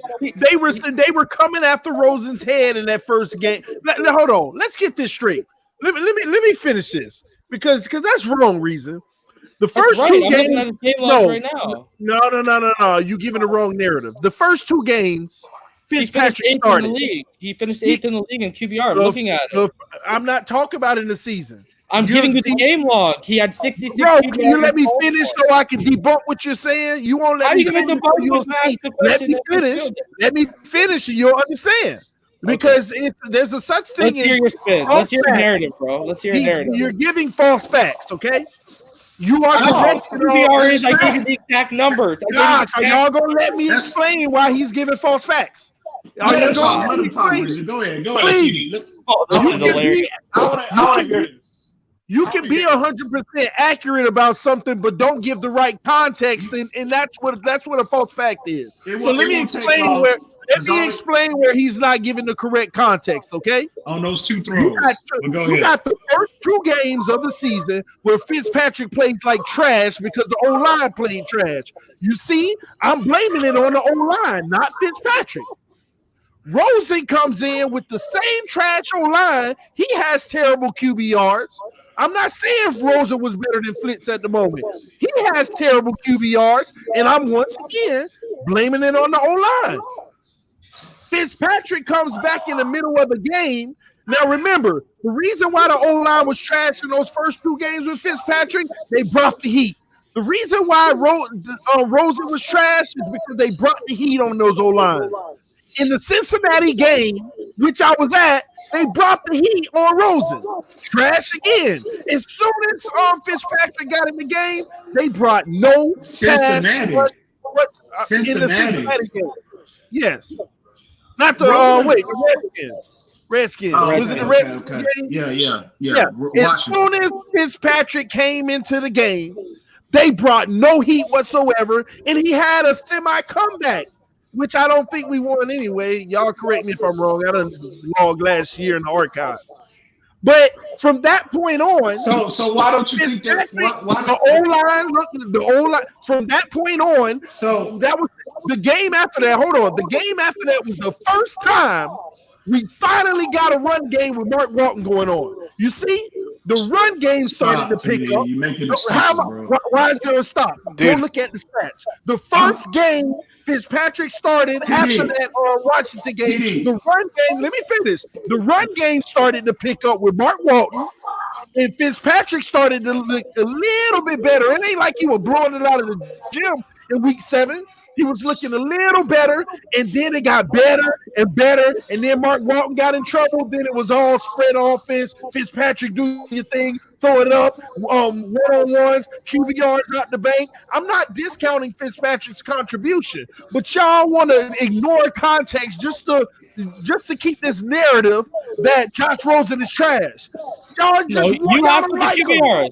You asked for the QBRs. I give you the numbers. You're arguing the numbers. And I told you, the 2 games is the only QBR I care about because those are the only games that he had. Hold on. Can I hit you with this? Let me hit you with this. He finished with the 66 QBR. Hold on. That's great. I'm going to tell you right now. He finished with the 66 QBR against the Baltimore Ravens. Guess what? He finished with almost that same exact number, and that was good enough for 8th best overall in the league by the end of it. So you're acting like 66 QBR is Hold on. Yo, and end it with this, guys. Rosen has 2 years of experience in the league. Fitzpatrick has 15 years. Okay. That's it. That's Y'all are making end of excuses, discussion, bro. yo. No, it's not. Ryan Fitzpatrick has experience behind a ton of bad O-lines. Okay. I mean, come on. Why does hold on. Guys. Let me hit you with this. Okay. Like, So then no, why? don't hit why? me anywhere. It's No, facts. so why You does can't why really does discuss okay, I that get your reason. facts. End of I got your story. facts. Why does Rosen finish with 45 sacks in Arizona? Same O line except some whack. It's not the same O line, and it's not the same. Yes, It is the it is. same. Yes, It it is. is. All they No, did is it's add not. J.R. It's Smith. the All they exact did is same, add bro. All they No, did it's was not. add J.R. No, it's It's not. not. They It's not. added- You're they saying added it's one. the same, but it's Hold on. not. This At guy all. gets One piece. sacked Once 50 again, times. once 50 again, times he gets sacked. once 50 again, times he gets sacked. And y'all he's still want to been ignore it. Once again, y'all Here. want to ignore the simple fact that that O-line still had more Here. camaraderie. They ran Elite more of plays because they got more first downs in Arizona this year. They ran more plays, bro. Because of him. Why were they in games against San Francisco and And they beat Seattle? That They might beat very Seattle. well Let be me the know when Josh Rosen can go beat a playoff team like Kyler Murray did this year. Kyler Murray won how many games? Got sacked almost 50 times and still won Rookie of the Year. Did he have a run Exactly. game? Same Exactly. O-line. Exactly. Did he have a run game in Bro, he was Arizona? doing it before Drake got there, bro. Go watch. He beat Did he Seattle have a before run Drake game? got there. No, I'm not talking about Kyler Murray. Did Josh Rosen have a run game? But he had freaking David Johnson. Go work with I it. know, right? What was he doing? What do you mean? What was he doing? What was he hurt doing? The year before that. He was hurt the year before that. It wasn't that year he was with Rosen. Okay, it doesn't It's matter. because What the was he doing with Put Rosen? on all the numbers, all the The facts. offense- Everything the comes down to offense- one thing and one thing only. the And that's experience. Offense was Do so not inept bring your with numbers Rosen in. that it was 3 and out, and David Johnson was useless in an offense that's going to constantly go out there and be 3 and out with Josh Rosen. Bro, did you guys even watch him in Arizona? Like, come on, bro. Get out of He's here with horrible. that, bro. It's My simpler than that, point bro. is y'all He's writing terrible. this guy off. Y'all You're only terrible. watch him if he came Y'all in the basically off. writing That's his your problem. career right now. You're gonna You walk. basically Only watch right. him in You off act like a player like Josh Rosen can't improve in the areas where he's Bro, weak in. I It's watched terrible. Y'all him just in UCLA. automatically That's try to write true. the man off. Bro, That's all go you're ask trying to any do. scout. What's the biggest knock on Josh Rosen since Why UCLA? do He y'all hasn't sit here taken and make any me leaps. like these Bro, scouts are you the have end to all take be? leaps. Because these guys do draft profiles and get paid hundreds of thousands of dollars. They're wrong more than they're right. They're Bro. wrong more than they're right. Just Looks like they're right now. Who's right now? Who's right now? The scouts on who's right on Rosen? Who's right on Rosen? Who's right on Rosen? Who's right on Rosen right now? As we sit here right now, who's right on Rosen? Who's right on Rosen as we sit here right now? Answer me that. We don't Who's know. right on Make Rosen? time for the We kid. do know. We do know. Automatically give up on him. Pat Penny No. 2.0. Get out of your Dolphins box and watch tape outside of the Dolphins. He's the same player. Buddy. He's a player. Yo, bro. Yo, you made your point. It's a good point. Fair point. Same Fair player, point, bro. reason. Guys, y'all just want to write the guy off and say he's no NFL. He's Let's not write him up. I said he's a backup. I'll I write said him he's a up. backup. I never said he's no NFL quarterback. I said No, he's a no, Let's backup. give him a chance. Tannehill was the backup. Hey, can I say That something is real quick? just won a Super Bowl as a backup. Go Hey, ahead. I give you permission. Sorry, TD. Can I say something? Can I say something real quick? All I know is y'all better not ever blame me for yelling again. Talking about I'm yelling. Y'all better not ever blame me for that. That's all I'm Hey, saying. it's what it's about. You started this in the first place, EM. Oh yeah, always blaming him, bro. Always blaming me for everything. But he is garbage. He is garbage. Man, y'all just don't like this kid. Hey, You know what? No. You know what? Y'all ought to, He's this man had 2 years in the NFL, and y'all basically saying, "Hey, that's it for him." No. When they were singing the Preston, everybody was singing his praises. But you know, No, listen, TD. Our position, I'm not trying to speak for reason, but he and I are aligned as far as our vision on Josh Rosen is concerned. Bro, we wouldn't be tied to every quarterback in the first round if Josh Rosen was even a viable option right now. Josh Rosen has given you nothing, absolutely nothing in any category for you to ignore that position in the first round this year. That's been Nobody my point said of view. nothing about ignoring the Preston on position. the starting roster. I'll It tell ain't you what that. that's not what the You got conversation Preston is on that about. starting roster. I'll tell you that. But I will say, and I'm going to say this: they select the first round quarterback. If they select the quarterback in the first round, Josh Rosen, I'm telling you, he will not meet on this roster very long. like, what do you I can think? Just guarantee gonna you sit on the that. bench? It's over, bro. It's over. It's I over. disagree. It's over. So that's been my position as far as Josh Rosen is concerned. What he's put on tape, Such a he's mute giving point. you nothing. Like, it's such a Absolutely mute nothing point because except we two would decent throws. not be tied to a 5th overall pick. The 5th overall pick would not be tied to all these different prospects so heavily and for so long if he was such a viable option. Like you want to And TD,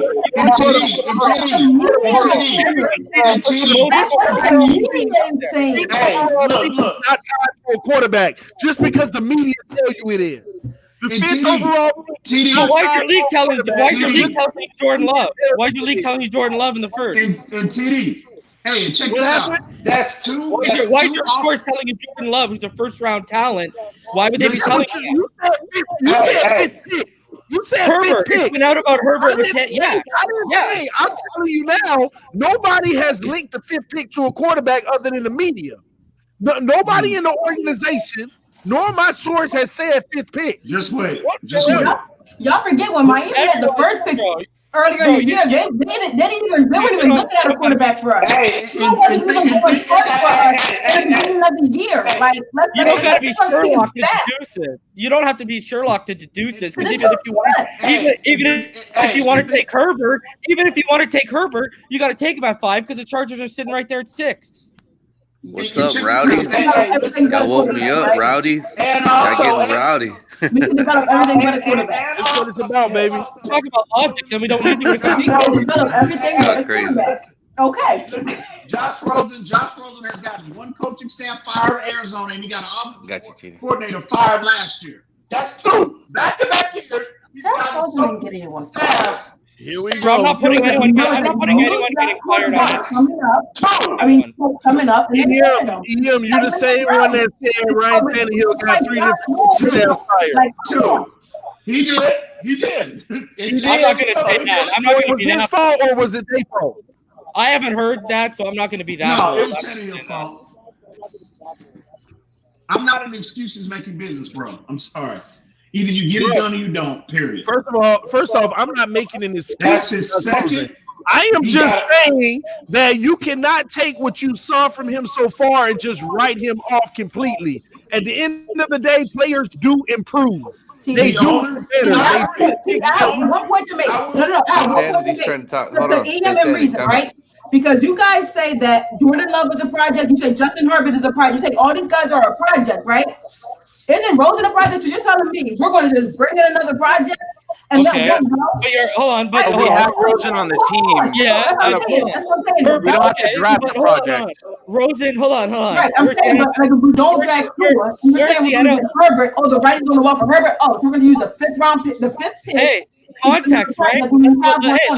Let's go context, right? You're talking about a guy who is as stationary as a pylon in the freaking pocket against Herbert, who has arguably elite athleticism and who has a way stronger arm, not even close. And then you're talking about Love, who again has good to elite athleticism, who is also way better at extending plays and who has way better tools at his disposal. So you're talking about projects that are way more worth investing in an NFL. Look at the NFL where it's moving right now. Okay, so it's going to take that. That's why the injury on Tua is such a big deal, because they're saying if he loses his durability, he can still be a polished pocket quarterback. But what good is Tua if that durability is such a big part of his game of extending plays? Because that's where the NFL is going. Reason. And again, but wouldn't you say that Rosen has a prettier deep ball than Herbert? I mean, I could honestly say that, man, and not feel bad about it. I mean, man, Herbert, you know what? And that's another thing. I have a write up on Herbert. No, I don't like Herbert. I don't like Herbert, and I have my write up on Herbert. I talk about how his touch deep at times, Herbert's touch at deep at times can be elite. It's on tape. I've seen it. The guy I don't like. Hey, Mr. Bogey. I really don't know why people are trying to make this harder than it has to be. They asked Flores and Chris Greer what are the traits that they deem the most important at that position, and they articulated. They went down a list, and if you look at Josh Rosen's game on and off the field, he exhibits none of those traits. When they asked that,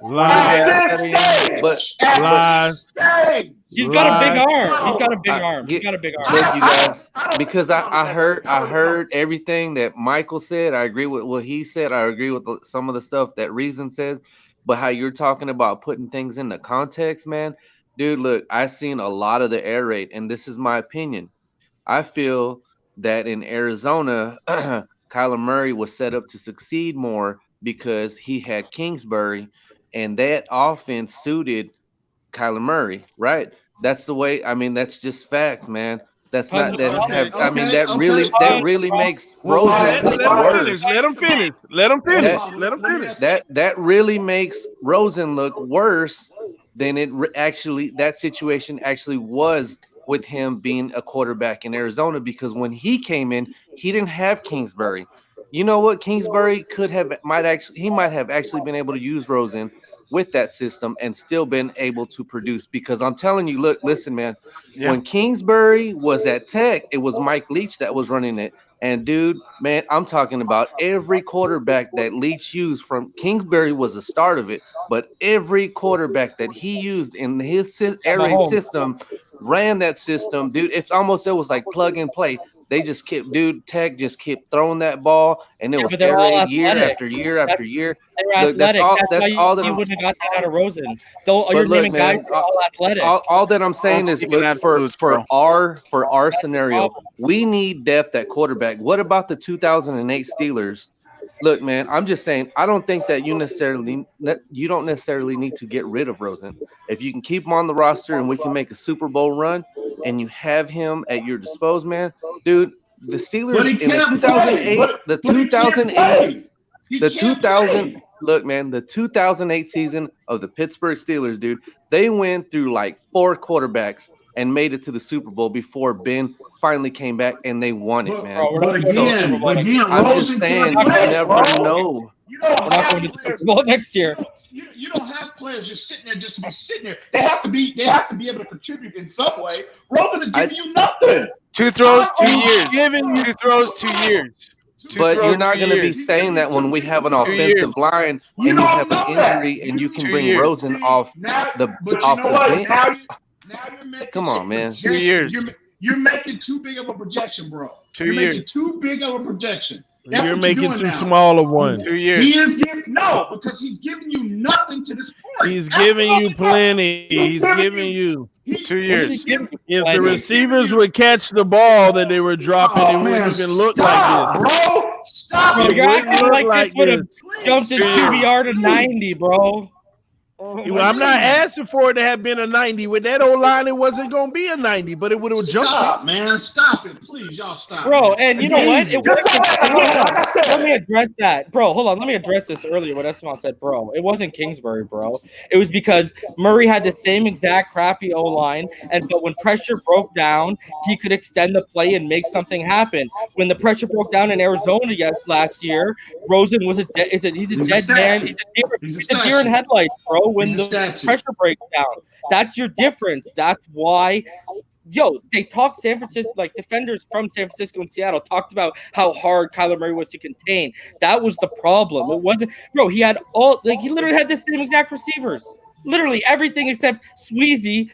The guard they added, who's a bum, was the same thing. Bro, it was just because he could extend plays, and you're talking about a guy who can flick his wrist and throw the ball 60, 70 yards, bro. And he's very accurate. Kyler Murray is very accurate. Was running the same system. That was a problem for them. Rosen is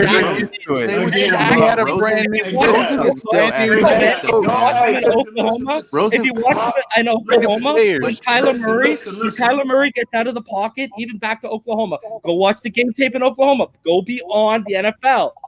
Go again. Listen again. I'll say this again. It's a different coach, though. You can't. You'll never know, man. You'll never know. It's a different coach. They had 2 different coaches at Arizona. And you're done.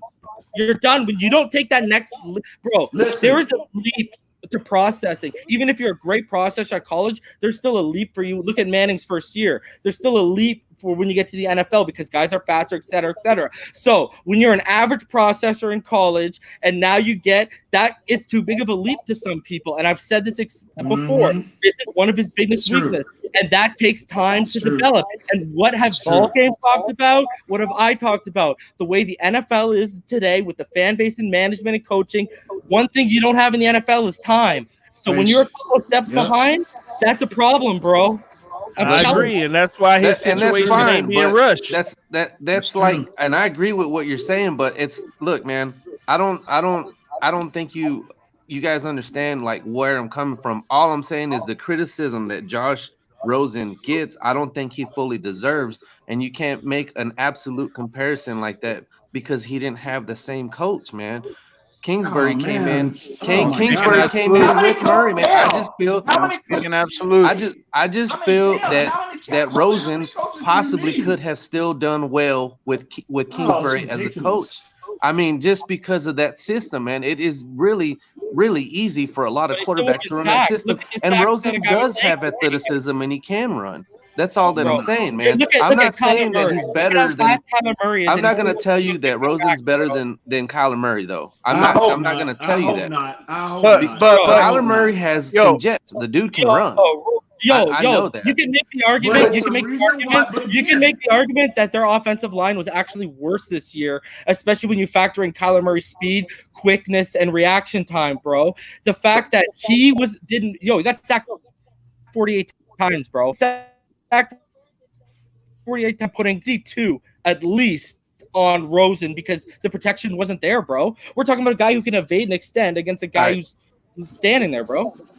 Like you're gonna have problems with that. You guys were talking. Air raid. I'm not trying to change the subject. He wouldn't do anything the first quarter.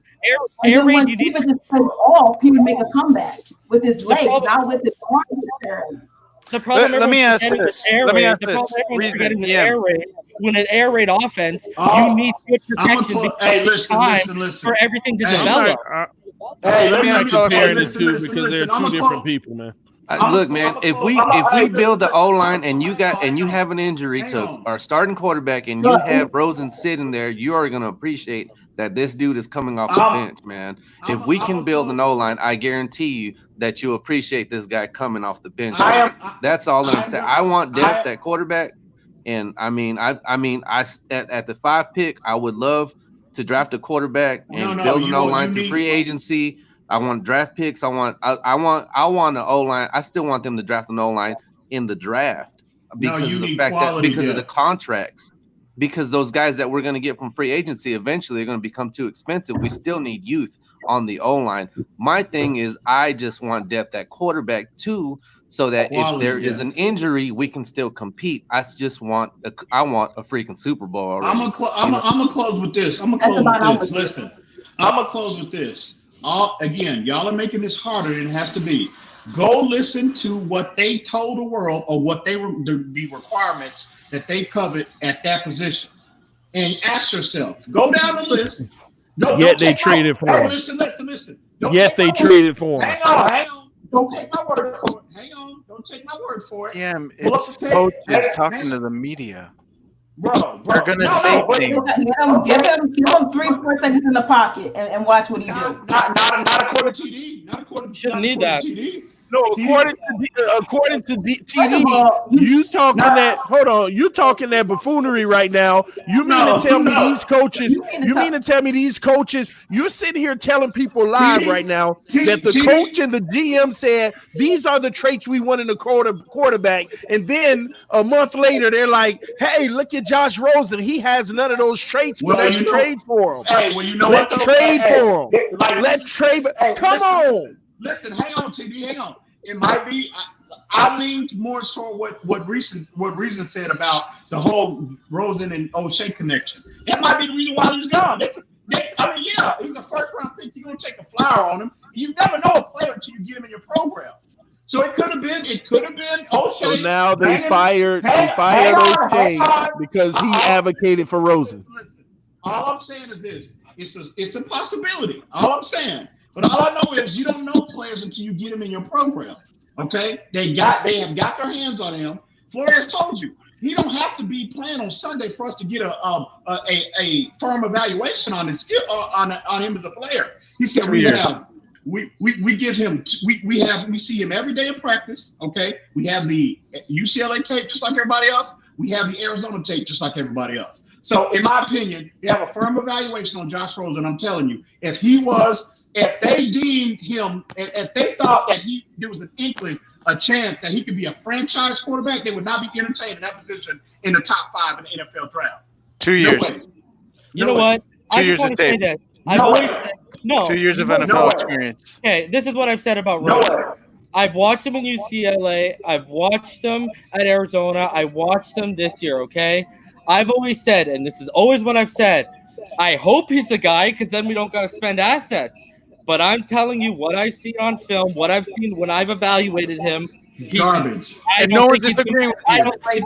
He's garbage. No one's disagreeing with your assessment. Let me ask Reason, EM, let me ask you guys this question. I'm not going to say garbage. Let me ask you guys this question. If he would have went to New England, I think you would have seen a Josh Rosen if he went to New England. All right, let me ask you guys this question. We have Rosen for 2020, $2 million, 2021, $3 million. $2 million. That's you're not 2021 is $3 million. I said this year we drafted. All right, hang on. Will you guys give him a chance to prove himself throughout the next 2 years as whatever he is, a backup quarterback, or we put him in to test him out, regardless of whether or not we draft Tua or if someone gets hurt? He has 1 year. We need to build the interior. We need to build the lines. We need to build the supporting cast around whatever quarterback. It doesn't matter if it's Rosen or freaking whoever. We still need to build that defense around him. He's so flawed. He's so flawed that we can't give him a chance, EM. He's going to stay. That's my point. Say that again, Mike. Say that again, Mike. He's so flawed that we can't give him a chance, EM. That's what I'm saying. 1 year. Listen. Number one, he's had a chance. He's got 1 year. Why? At least reason being reasonable. Why? I'll just say why. Before EM goes on his rant, mine's quick. I'll just tell you why. He's got 1 year because Fitzpatrick, his contract ends next year, and whoever we draft this year, I firmly believe they're going to hand the reins over to him. Tua or Lawrence? It doesn't. I'm just saying. They're going to hand in the next 2 years. He's your bridge, and they're going to hand the reins over after his contract's done, and so that's why Rosen has this year to overtake Fitzpatrick and make a statement. Regardless of your scenario, I don't see it. Nothing with having Rosen on the roster to prove himself. You can't deny the cap. It's nothing for a potential. Like, dude, there are late bloomers in every role in the NFL. And Josh Rosen just has honestly got on the short end of the stick throughout his entire NFL career. Won some debate in college as well. Dude, come on. Let's not get back into it. Let's not get back into it. Please. Yeah. What about that quarterback? What about that? He's talked about it. That quarterback we signed in the practice squad. He came out like 2 weeks ago and he said, "No one's talking about me, and I'm just going under the radar." What's the deal with this guy? What's his name again? The one that. The one we signed from the practice squad or whatever. Jake Rudder. Jake Rudder? Yeah, they interviewed him like 2 weeks ago. He's like, "No one's talking about me, and I'm just flying under the radar," because they asked him about the Tua stuff, and he's like, "No one's talking about me, and I'm just flying under the radar." And what did I tell y'all? All right, guy, you weren't a first round pick. I told y'all in the group chat about that a month ago. I floated that name out there. I said, "Listen, okay, they are not looking for backup quality players. They're looking for a starter, okay? And they have, in my opinion, okay, they have gotten their hands on Josh Rosen. They have evaluated him, maybe not to the fullest. And again, it's not 100% his fault as to why he hasn't, he had a good preseason, right? Didn't he have a good preseason? Yeah, he did. Jake Ruddock had the best preseason. Yeah. Jake Ruddock had the best. He did. So, again, they are looking for a starter. So, in my opinion, this is what will happen. They will select their quarterback of choice in the first round, whether that's at 5, 18 or 20 at some point in the first round. And again, they already have their backup on their roster, and his name is Jake Ruddock. And I guarantee you, Josh Rosen will be dangled as trade bait as soon as the draft is over with. I guarantee, maybe even sooner. All right, we're not debating the starter. We're just debating Rosen's contention to be able to prove himself on this I Miami want Dolphins roster. competition. I just want healthy competition. You're in a system that works for a quarterback. First off, if Rosen's not starting for the Miami Dolphins, then I don't see this whole trade bait thing. That's number one. Number two, I don't see the Miami Dolphins selecting Jake Ruddock over Josh Rosen unless they did find trade bait. Because Josh Rosen, with being a higher draft pick, they're always going to view as having a higher potential ceiling.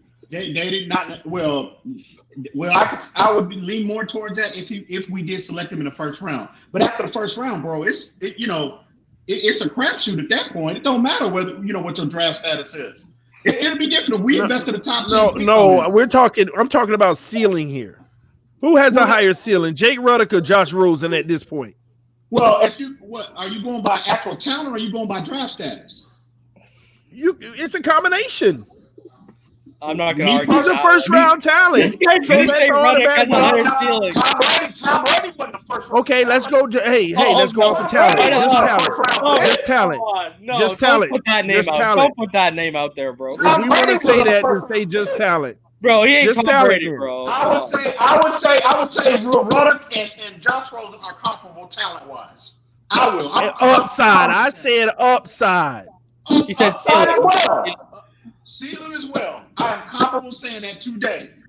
First of all, I don't know if I can agree with Jake Ruddock is a guy that probably is playing his ceiling right now. Yeah, I can't agree with that. I can't agree with that. But that's why you factor in draft status, because that tells you more of an upside. What this kid's talent's potential could be. Not Jake Ruddock at his best right now is pretty much playing what many would consider that's probably his ceiling, and it's decent. But you can't sit here and tell me with Josh Rosen's talent that any GM isn't going to say we might try to make something out of him, because they believe there's more. They believe there's more. Yeah, he's a different type of quarterback. He's a pocket quarterback, yo. Hold on. You need a good O-line. How do you know Rosen hadn't hit his ceiling? How do you know that? No. EM, you're missing the comment here. You're right. We don't know if any of them have hit their ceiling. But when a coach, a scout, or a GM is evaluating Jake Ruddock and Josh Rosen, they're going to say, we know that Josh Rosen may have more in him before they say that about Ruddock. No, I can't say that, bro. I can't. You don't have to say it, but that's how they're going to view it. You're a former first-round pick. Only by draft status. Yeah, but what else do they go by, bro? They go by individual skill set. That's what they go by. Exactly. If you're saying they're comparable, then the only thing that's going to separate them is draft status. That's why I'm telling you now. No. Only from a Miami Dolphins perspective, I would lean more towards that TD if we selected him in the top 10, but we didn't. We gave up. This whole conversation at this point, at this juncture, is about possible trade capital for Rosen. It's about possible trade capital. My thing is, you want to keep Rosen because he'll probably have a higher ceiling. If you can trade him. Ruddock wasn't anything good at Iowa or Michigan State, bro. Like the Rosen does have a higher ceiling. We're going to look at Rosen as having a potential higher ceiling given. Oh, he has a higher ceiling, bro. I'll say that. Bro, if we had an offensive line, man, Rosen is not that bad, man. Was Taysom Hill running game? Yeah, he's average. I said he's average. He's average. Running game too. How about he doesn't have stone feet either. I don't think. See, the thing is where we all disagree on is I think his ceiling is above average. I don't think and by above average I mean like so. That's whose ceiling is above average? Rosen. And what does TD always say? That's enough. Was it enough this year? Well, I don't see that, bro. Like an above average running back. It wasn't this year. Was it enough? Was it enough for Kyler Murray this year? I mean, but that's a ceiling. We're still not even there, bro. We're still like but we're saying that Rosen is at his ceiling right now. Even Tannehill developed. I said he's average right now at best. Even Tannehill develops just like again. My thing is, I think we can all agree on you this. Mike, I think you want to sit through that 7 or 8 year development all over again? Absolutely not. 7 or 8. Absolutely not. First off, Tannehill was not. Yeah, if Tannehill played quarterback growing up, I think he would have seriously. I think he had the. I actually think no one talks about. I think no, he didn't. He was a receiver. Y'all got this. Let's talk about the In future. Texas, Tannehill was not a 7-year. got beaten out. Before he went to college, Tannehill was not a 7-year development. He became a receiver in college. Reason we're from the same town, dude. It was a quarterback in his life. It's a way different game in high school. Tannehill was not a 7-year development, bro. Tannehill was a victim of those. I'm talking about in college. At least with Tannehill, at least he had.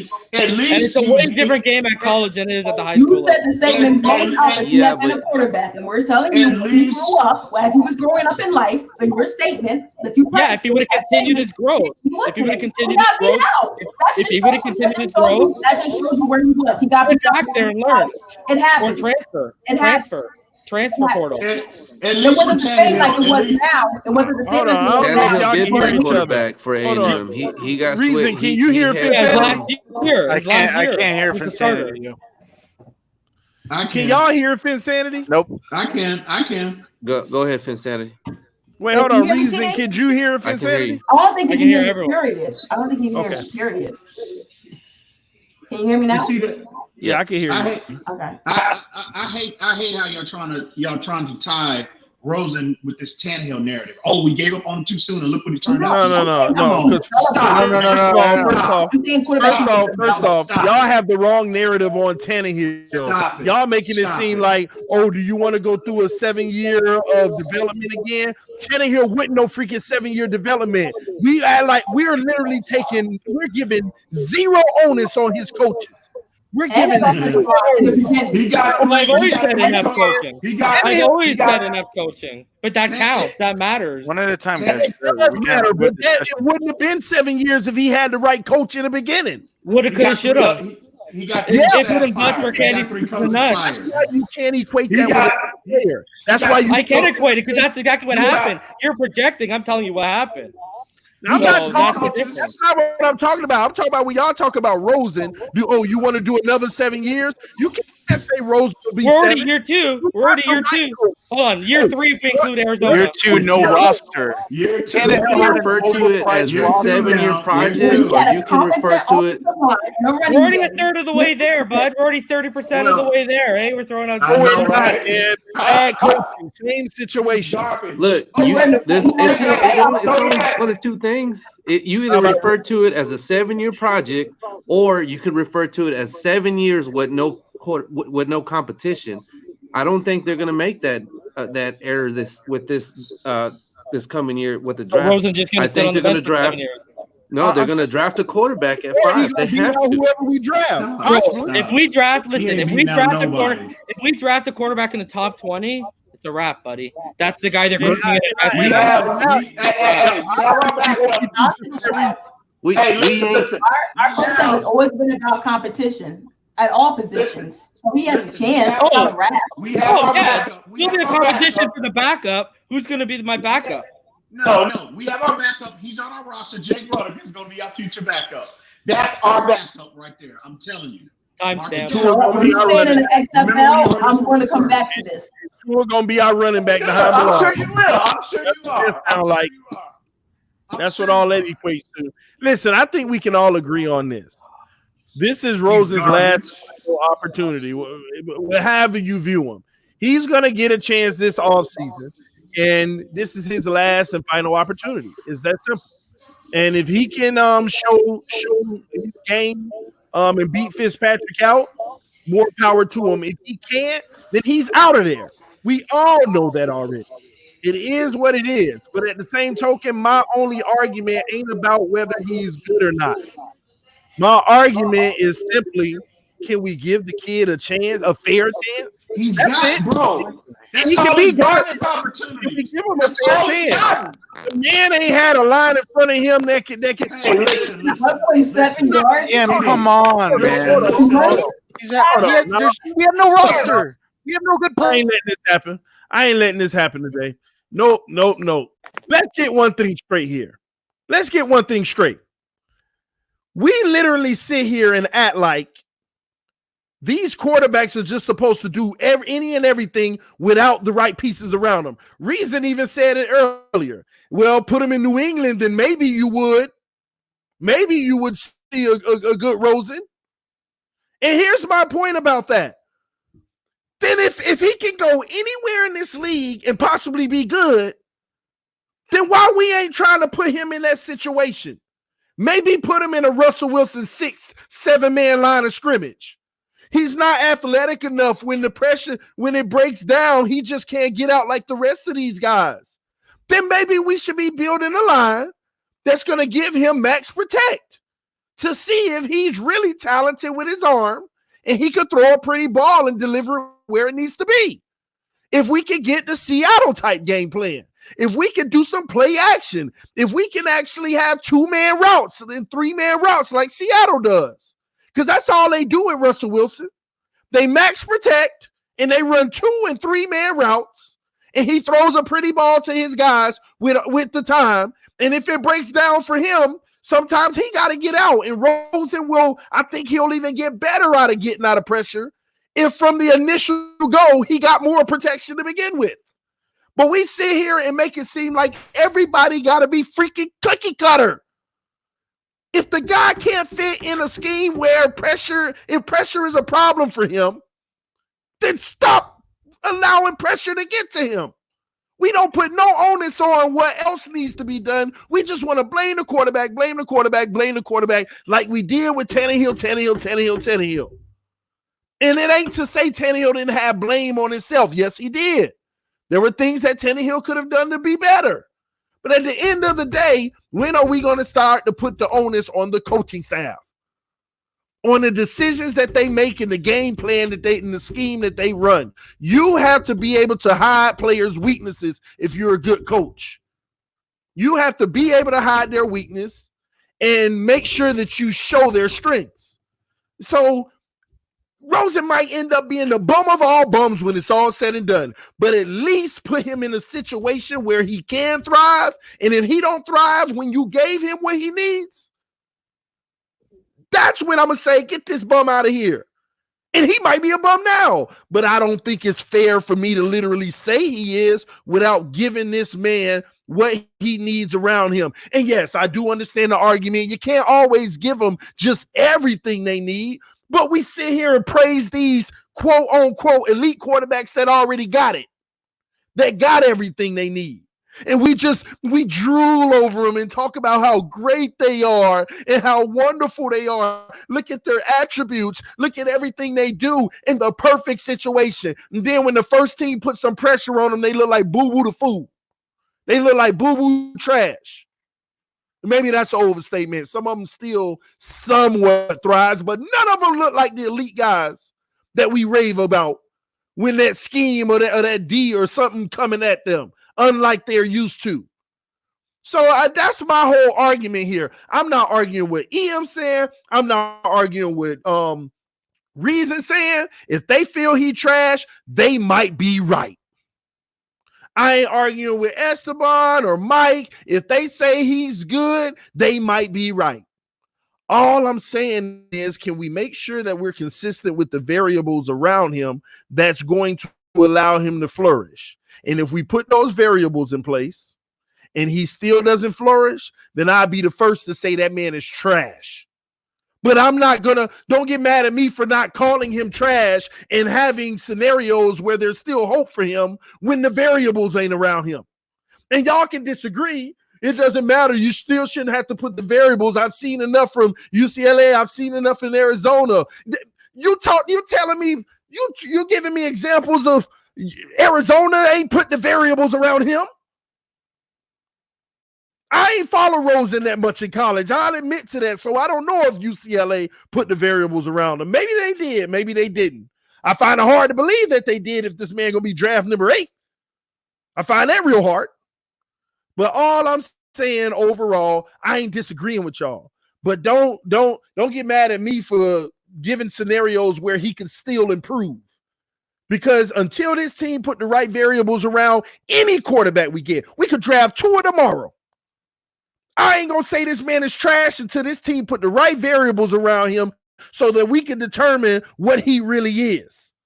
That's where we got to be transparent and be fair.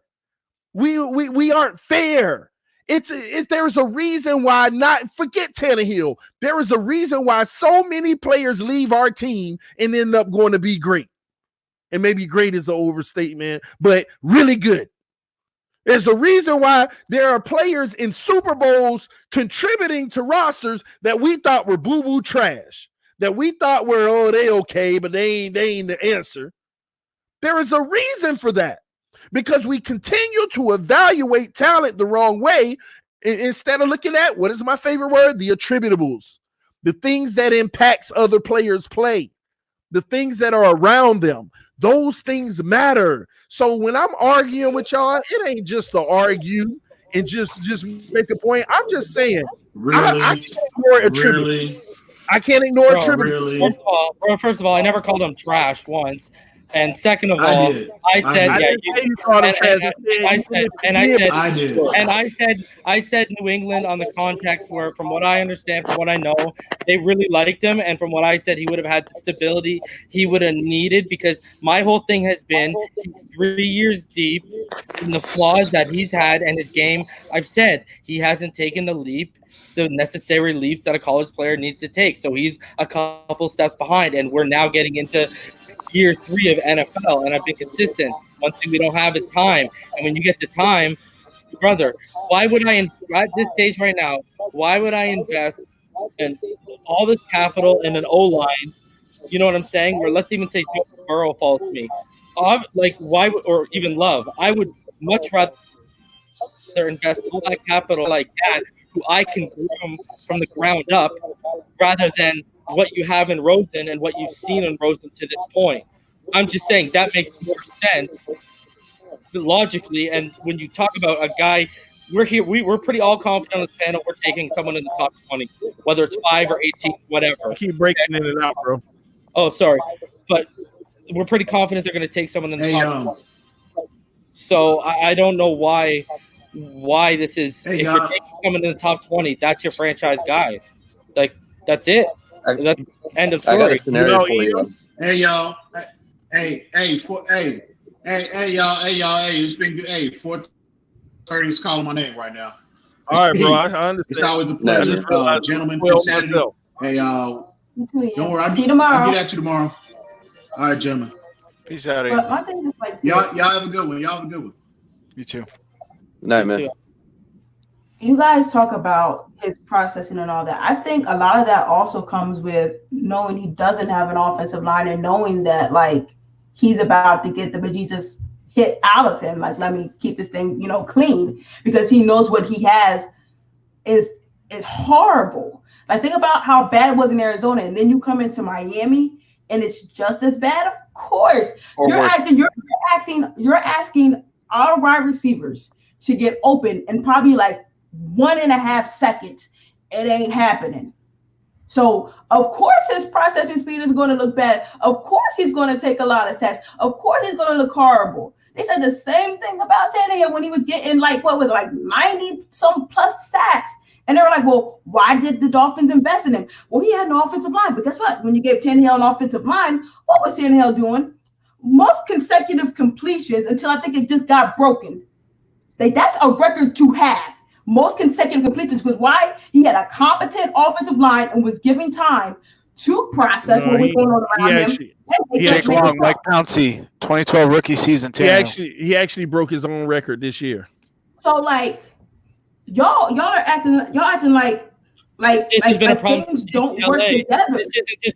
This isn't just an NFL problem though. This has been a problem. You can go watch film where a guy making the late read and he gets picked because a defender in college makes a play on the ball. You see it a ton on his picks, man. Go like I'm telling you, this isn't like this mental processing thing. I just said earlier in the chat. I said you already had a guy who was an average processor in college, and when you get to the NFL, you have to take a leap. Whether you have a good offensive line or not, everyone on the other side of the ball is faster. I got a question, you guys, because I know you're passionate about getting a high quality QB reason. That isn't something. And I know Mike and TD and Insanity are okay with that are in the NFL right now are starting offensive linemen. Hold on, guys. I don't think we some of y'all are hearing each other. Because Esteban was talking and he was I stopped literally 15 seconds. No, I know, but you were about. I'm sorry. No, it's all right. Go to your scenario. Okay, so I know reason comes from the perspective that he wants a high quality QB, which I don't disagree with. And I know that you guys know that we need an offensive line to at least allow Rosen time to grow or show what he's got. This is my thing is, and if this is a scenario that plays out, I don't feel confident that we're going to be able to get a quarterback next year or trade up to get one. I have a feeling that we just won't. And the opportunity to get a quarterback is going to be in this draft. And I just feel that when you have that opportunity, we haven't had that opportunity in forever. And I don't feel like we can pass on it. Do you guys? Because I honestly don't feel confident. If we trade back, I don't feel we can get a quality quarterback after like 8. You know what I mean? I really don't feel that way at all. Do you guys feel the same way? Or are you guys wanting to take somebody at 5? Because, I mean, it sounds nice to trade back and get more picks, but when you need a quarterback and you ain't had one in a long time, man, I don't feel comfortable about waiting until next year. If we trade back, if we trade back, that means that the coaching staff feels confident in Fitzpatrick and developing Rosen and continuing to build the rest of this roster to see if we can build on the good attributes of this Miami Dolphins team, which is a young defense and an offense that, if given a good O-line and a revamped running game, can score some points on the board and can get us to that goal that Reason said and EM, an 8-8 season. That's my thing is TD, when he told us, when he gave us that leak from who he knows or whatever, they said, they like Love a lot and they've been high on him, basically paraphrasing. And the issue is, if they trade back, they're afraid that they're going to miss out on him because, as we know, personally, I've said Herbert and Love are projects. I've also said, but you got to go back and find it, that I don't think they're worth top 10 picks, but that's where they're going to go because that's the nature of the draft, and that has been that for a long time. So your problem is going to be, if you trade back, you're going to miss out on basically everyone. So run me through this, guys. Why do y'all think that there ain't gonna be no quarterbacks available in them out of those top 4 quarterbacks? And we're talking about not a quarterback that will become a high caliber quarterback. Well, there's 4 that's considered with the upside to actually do that. Yeah, you got the two that are considered the most polished, Tua, Burrow, and then you got the 2 that are considered, and those are considered the 2 best projects. I kind of leave Herbert out of it because I feel that he's going to go to San Diego. Yeah, they're going to make it happen. I've been saying that. So let's talk through this real quick. Why do y'all think we can't get one of those 4 at number 18? Because, like I've been saying, I think like Esteban just said, I've been saying for months, I think the Chargers are really high on Herbert. I think when I look at Burrow's game, I look at Herbert as basically almost the poor man's version of Burrow in this draft. So that leads me to believe the Panthers might be okay if he slips there at 7. But then my issue is Love. I look at I've talked about this before. Gruden loved Kyler Murray last year, and when you put up traits, when you look at the tape, that's if you put Jordan Love in Oklahoma, he would have won a Heisman. So if you look it up, you would have had similarities. And then my problem is the Colts love the Colts, from everything I've been hearing for a while, the Colts love Jordan Love, and that's at 13. So I think all four are gone by 13. So walk me through this real quick. The Miami Dolphins don't take Tua at 5. Hypothetically, we get somebody else, a position, right? Mm-hmm. Burrow goes to number 1. Mm-hmm. Who's the next QB going, and who is it? Tua at 3. Tua at 3. Tua's gonna go next. Yeah, someone's gonna have to trade up. If this combine comes out, buddy, someone's trading up. If it comes out as a good prognosis, it's almost guaranteed a lock. That's why you haven't seen any. Hold on. So you're saying that the Lions? No, I'm saying they're gonna trade. Who's trading? The Dolphins or the Chargers or the Panthers or no. Let's take the Dolphins out of it. I want to understand the Chargers, the Panthers, or if I look at capital, the Raiders. Okay, Chargers, Panthers.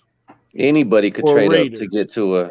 There's I'm looking at capital right now because but you got to think of it. They're going to want Okudah or Brown, so that means the Chargers or Panthers make sense. Or you look at the 12th and the 19th from the Raiders to move up, plus a first next year. I'm taking that. You guys aren't factoring in all the QBs that they could. They going have all into the free agency this year. So watch this. Let's say the Raiders are the ones who move up and they take Tua at 3.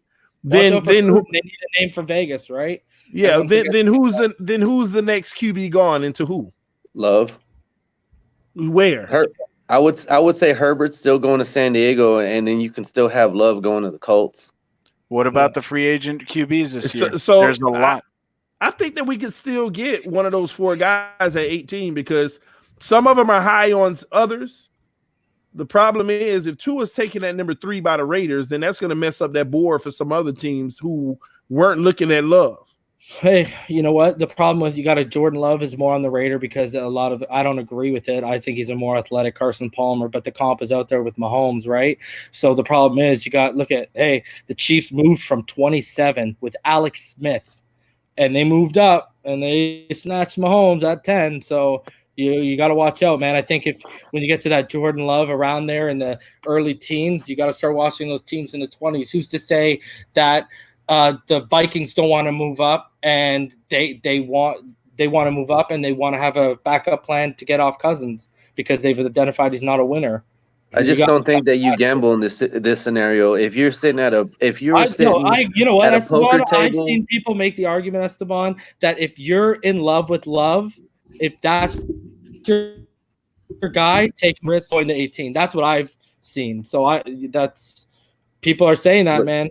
Don't risk it. If this is a poker tournament, you're trying to collect as much as coins as you can to get to the final table so you can win the championship. And the way that I see it is this is just a hand that you don't gamble on, man. If you're sitting at 5, you don't trade back, you get that quarterback at 5. You don't trade up. I think it's one team that's going to mess this up for everybody. And I know nobody wants to believe it, but I literally think that the Lions are going to draft a quarterback. And nobody wants to believe that because of Stafford's situation right now and the way the contract's built. But I truly think that they're going to mess it up for everybody, and this is going to become a mess of a draft if they don't trade out and they draft a quarterback. Lions will sign Phillip Rivers. That doesn't matter. I don't care who they sign in free agency. How many more years do these guys that we're talking about have? They ain't nothing but bridges now. Phillip Rivers is a bridge. Tom Brady is a freaking bridge.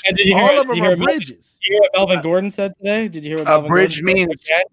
Melvin Gordon running his mouth again. And today, now he talked about Phillip Rivers, and he said he thinks he's going to go to the Colts. So that's the thing, I can right? see that, TD, because Stafford, he had the back injury, man. You might want to go young and durable. Yeah, but that's And you know who I heard to watch for the Stafford, who no one's talking about? I've heard the Patriots. Right. And I would just want to make this point real quick. It's that there are so many QBs in free agency this year that these QB needy teams at the top, the ones that we think are going to mess up everything and just really stir up this draft, we really might not be seeing them even make a move because there's so many. They're going to do, but some of them might do both, Mike. They might get one of these free agent bridges and draft their guy to sit behind a proven veteran. Somebody did that. They're gonna get him to sit behind a Brady, sit behind a Phillips, to learn this pro game behind somebody who's done it at a high level. These TD, you're right. Who did that? It was what like would be an last year. example is any team we mentioned getting Tom Brady and drafting Tua. Drafting Burrow. Tom Brady's one thing.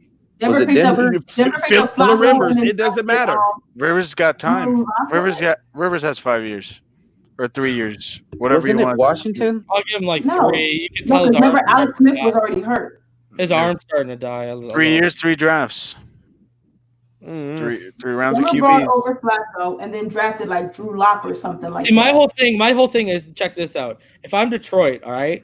So let's say I'm Detroit. Let's say, because this Darius Slay thing is going to blow up in their face like right now. So I'm going, you know what? I'll trade Stafford. If I'm going to trade Stafford, why wouldn't I draft Okudah this year and continue to suck and go for Lawrence next year? Because they're pretty crappy. They have no one to stop the run. They really have the run game. Whoever they put back there always gets hurt.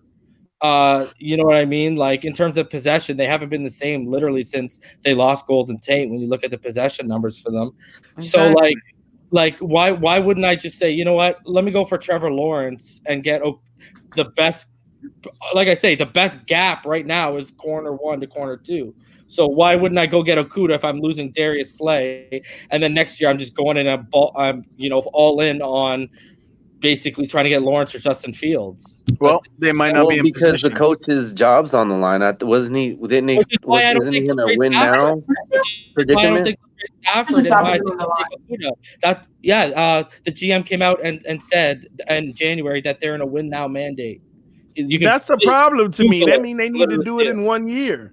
Yeah, but the 2 biggest issues last year run, and then they couldn't stop the pass before was his last 2 years. He was like statistically some of his best years, man. So, I think they're a prime candidate for Herbert, not Tua, then, because you're not gonna draft a guy that has an injury. Bro, their defense is so bad, bro. Yeah. And it's a defensive-minded coach. And Patricia was brought exactly what Mike just said. Patricia was literally brought in to turn around that defense, and they've gotten worse, bro. They drafted Tracy Walker last year. That safety, he's a stud. He looked like but he got hurt for a couple games, but he looks like he's gonna be a stud. You add Okudah back there, all of a sudden that's secondaries for real, and they drafted that other corner in the 2nd or the 3rd last year, and all of a sudden that secondary is okay. Now you don't got to worry about the secondary. If you draft Okudah, he's kind of that final piece of that secondary right now as you're moving forward, right? And then you can start working on your on stopping the run. That's your next thing. So, like if I was them, I would draft Okudah and I would trade back up and try and get Javon. Like that would be the best thing that they could do. So, and they would be legit. If they went and got those 2 pieces, they would be legit. So, and like I said, they restructured. That's kind of how I feel, right? And I said that Detroit news station that originally broke the Stafford story, they originally sourced someone close to Stafford's family, and like a couple hours before, Stafford's wife put out a thing on IG about going to California potentially. All of a sudden, that IG post came down, and they edited the article, and they took out the Stafford family source, and she did an interview with them last year in the off season or whatever. So a lot like people are thinking that she was trying to maybe push her husband, like get him out of town. So, well, I don't like this Herbert to Miami thing. I'm not really a fan of Herbert. Me too. But I heard about a month ago about that was starting to swirl around as a rumor. So if Detroit takes him at 3, they're probably doing us a favor. I hope that ends up happening. I don't know about you guys. If TD's right, if they do go quarterback, I hope he's right, and I'm pretty sure they're gonna go for Herbert. I don't think they're gonna go for Tua. I'm high on Fields, man. I love Justin Fields. Oh, and you think who's gonna go for Herbert? Detroit? You think Detroit's gonna go for Herbert? You think we're gonna have a shot at him? We're gonna have some high draft picks next year, man. I would love Justin Fields. I've been high on him since the Elite 11, where Trevor Lawrence. He's nice. Where he lost to Trevor Lawrence. Justin Fields won the Elite 11 contest. Esteban, then you just said we can't gamble this hand and we got to get a quarterback this year. So you want to get a quarterback this year and next year? No, I didn't say that. No, I was just complimenting that he said Fields is nice. Yeah, he's nice, but I don't think we're gonna be able to get him. It's possible. I don't think we'll be able to get him or Lawrence next year. Our problem next year is look at it. We expect an improvement next year of hovering around like 7 to 9, 8 or 8. Okay, so we're going to be picking. I think 10 and 6. Okay. So let's say that. So Houston's probably gonna be a playoff team too. So we're gonna be picking in the 20s. We're gonna be picking both picks will be in the 20s, man. So it won't be as easy because Fields and Lawrence. If you said, take this. I don't know if you guys have watched Uncut Gems, but if you gave me a bag of money and said, hey, go to Vegas right now, put down a bet, I would say Fields and Lawrence are going to go 1 and 2. And we would have, with our 2 picks probably being in the 20s, we would probably have to mortgage a ton. 1 and 2. Put that bet in for me, Pinsanity. You know what? This is what I said about Fields. Fields is arguably the bet. Well, now you could say Tua, but it's because of the durability. But Fields, going into the season, I thought was going to be the best consolation prize of any. Like when you look at 1-2 guys, Fields is arguably one of the best consolation prizes ever. When you look at him being the second quarterback, like I thought Tua was going to be 1 this year, right? So when you look at that, I thought that was going to be arguably the best second quarterback off the board we've seen in a really long time with Fields. Yeah, I think if we can be smart this year and just focus on shoring up the massive gaping holes in the heart and soul of this team, which are the trenches and positions of value like defensive end, all that. If we can really fix that in free agency and the draft this year, then we can pull a New York Jets next year and just move up for a quarterback if we need to. If we need to give up the house, we'll do it. If that's mark my words, and if I'm wrong, I'll eat them. The only way we're going to mortgage next year to move up and get a quarterback is if we go to the freaking Super Bowl and lose. That's the only way that's going to happen. Man, because they're going to know that that's the piece that we needed. I think that's the only way that happens. We're in a high-stakes game where we're close. We're right there. That's the only way they're going to do that. I don't think that they'll do it. I disagree, man. Because first off, if you in the Super Bowl, then that piece probably already fine. But I also look at it like this, man. I'm just a firm believer in this. We know the QB prospects we got in front of us right now, and it's almost like, man, you don't want to pass up on one of these guys, preferably Tua. That's the consensus, not the. Not everybody, but that's a lot of people, right? But I'm one of these individuals like, man, look at all these good, man, there's some talent sitting right here in front of us, man, outside a quarterback that, again, I'm trying to go into free agency, fill some holes with some proven guys coming right off their rookie deal so we know what we're getting. And I'm trying to also go into this draft and get some of those valuable pieces. I'm just a firm believer because what we've done for the last 20 years is get a quarterback and try to get pieces around them instead of getting the team and dropping the quarterback in on top like the cherry on top. Like, I want my quarterback to be the last thing. I want, like what you just said, Esteban. I want to be able to say we got the team now. All we need is the quarterback. Exactly. Blue. That's what I want to be able to say. Mm-hmm. But it just feel like we're going in the same direction of quarterback. Let's try another one. And keep on trying to get the team that's necessary around them. And then timing is bad. Then all of a sudden an injury here or this and that. Man, give me my team and then let me drop my quarterback in right on top like a cherry on top. I want that. That's what I want. And that's why I'm not opposed to 2021 going after some of the guys, Parsons, all those guys. TD, that's our goal. We should focus this year.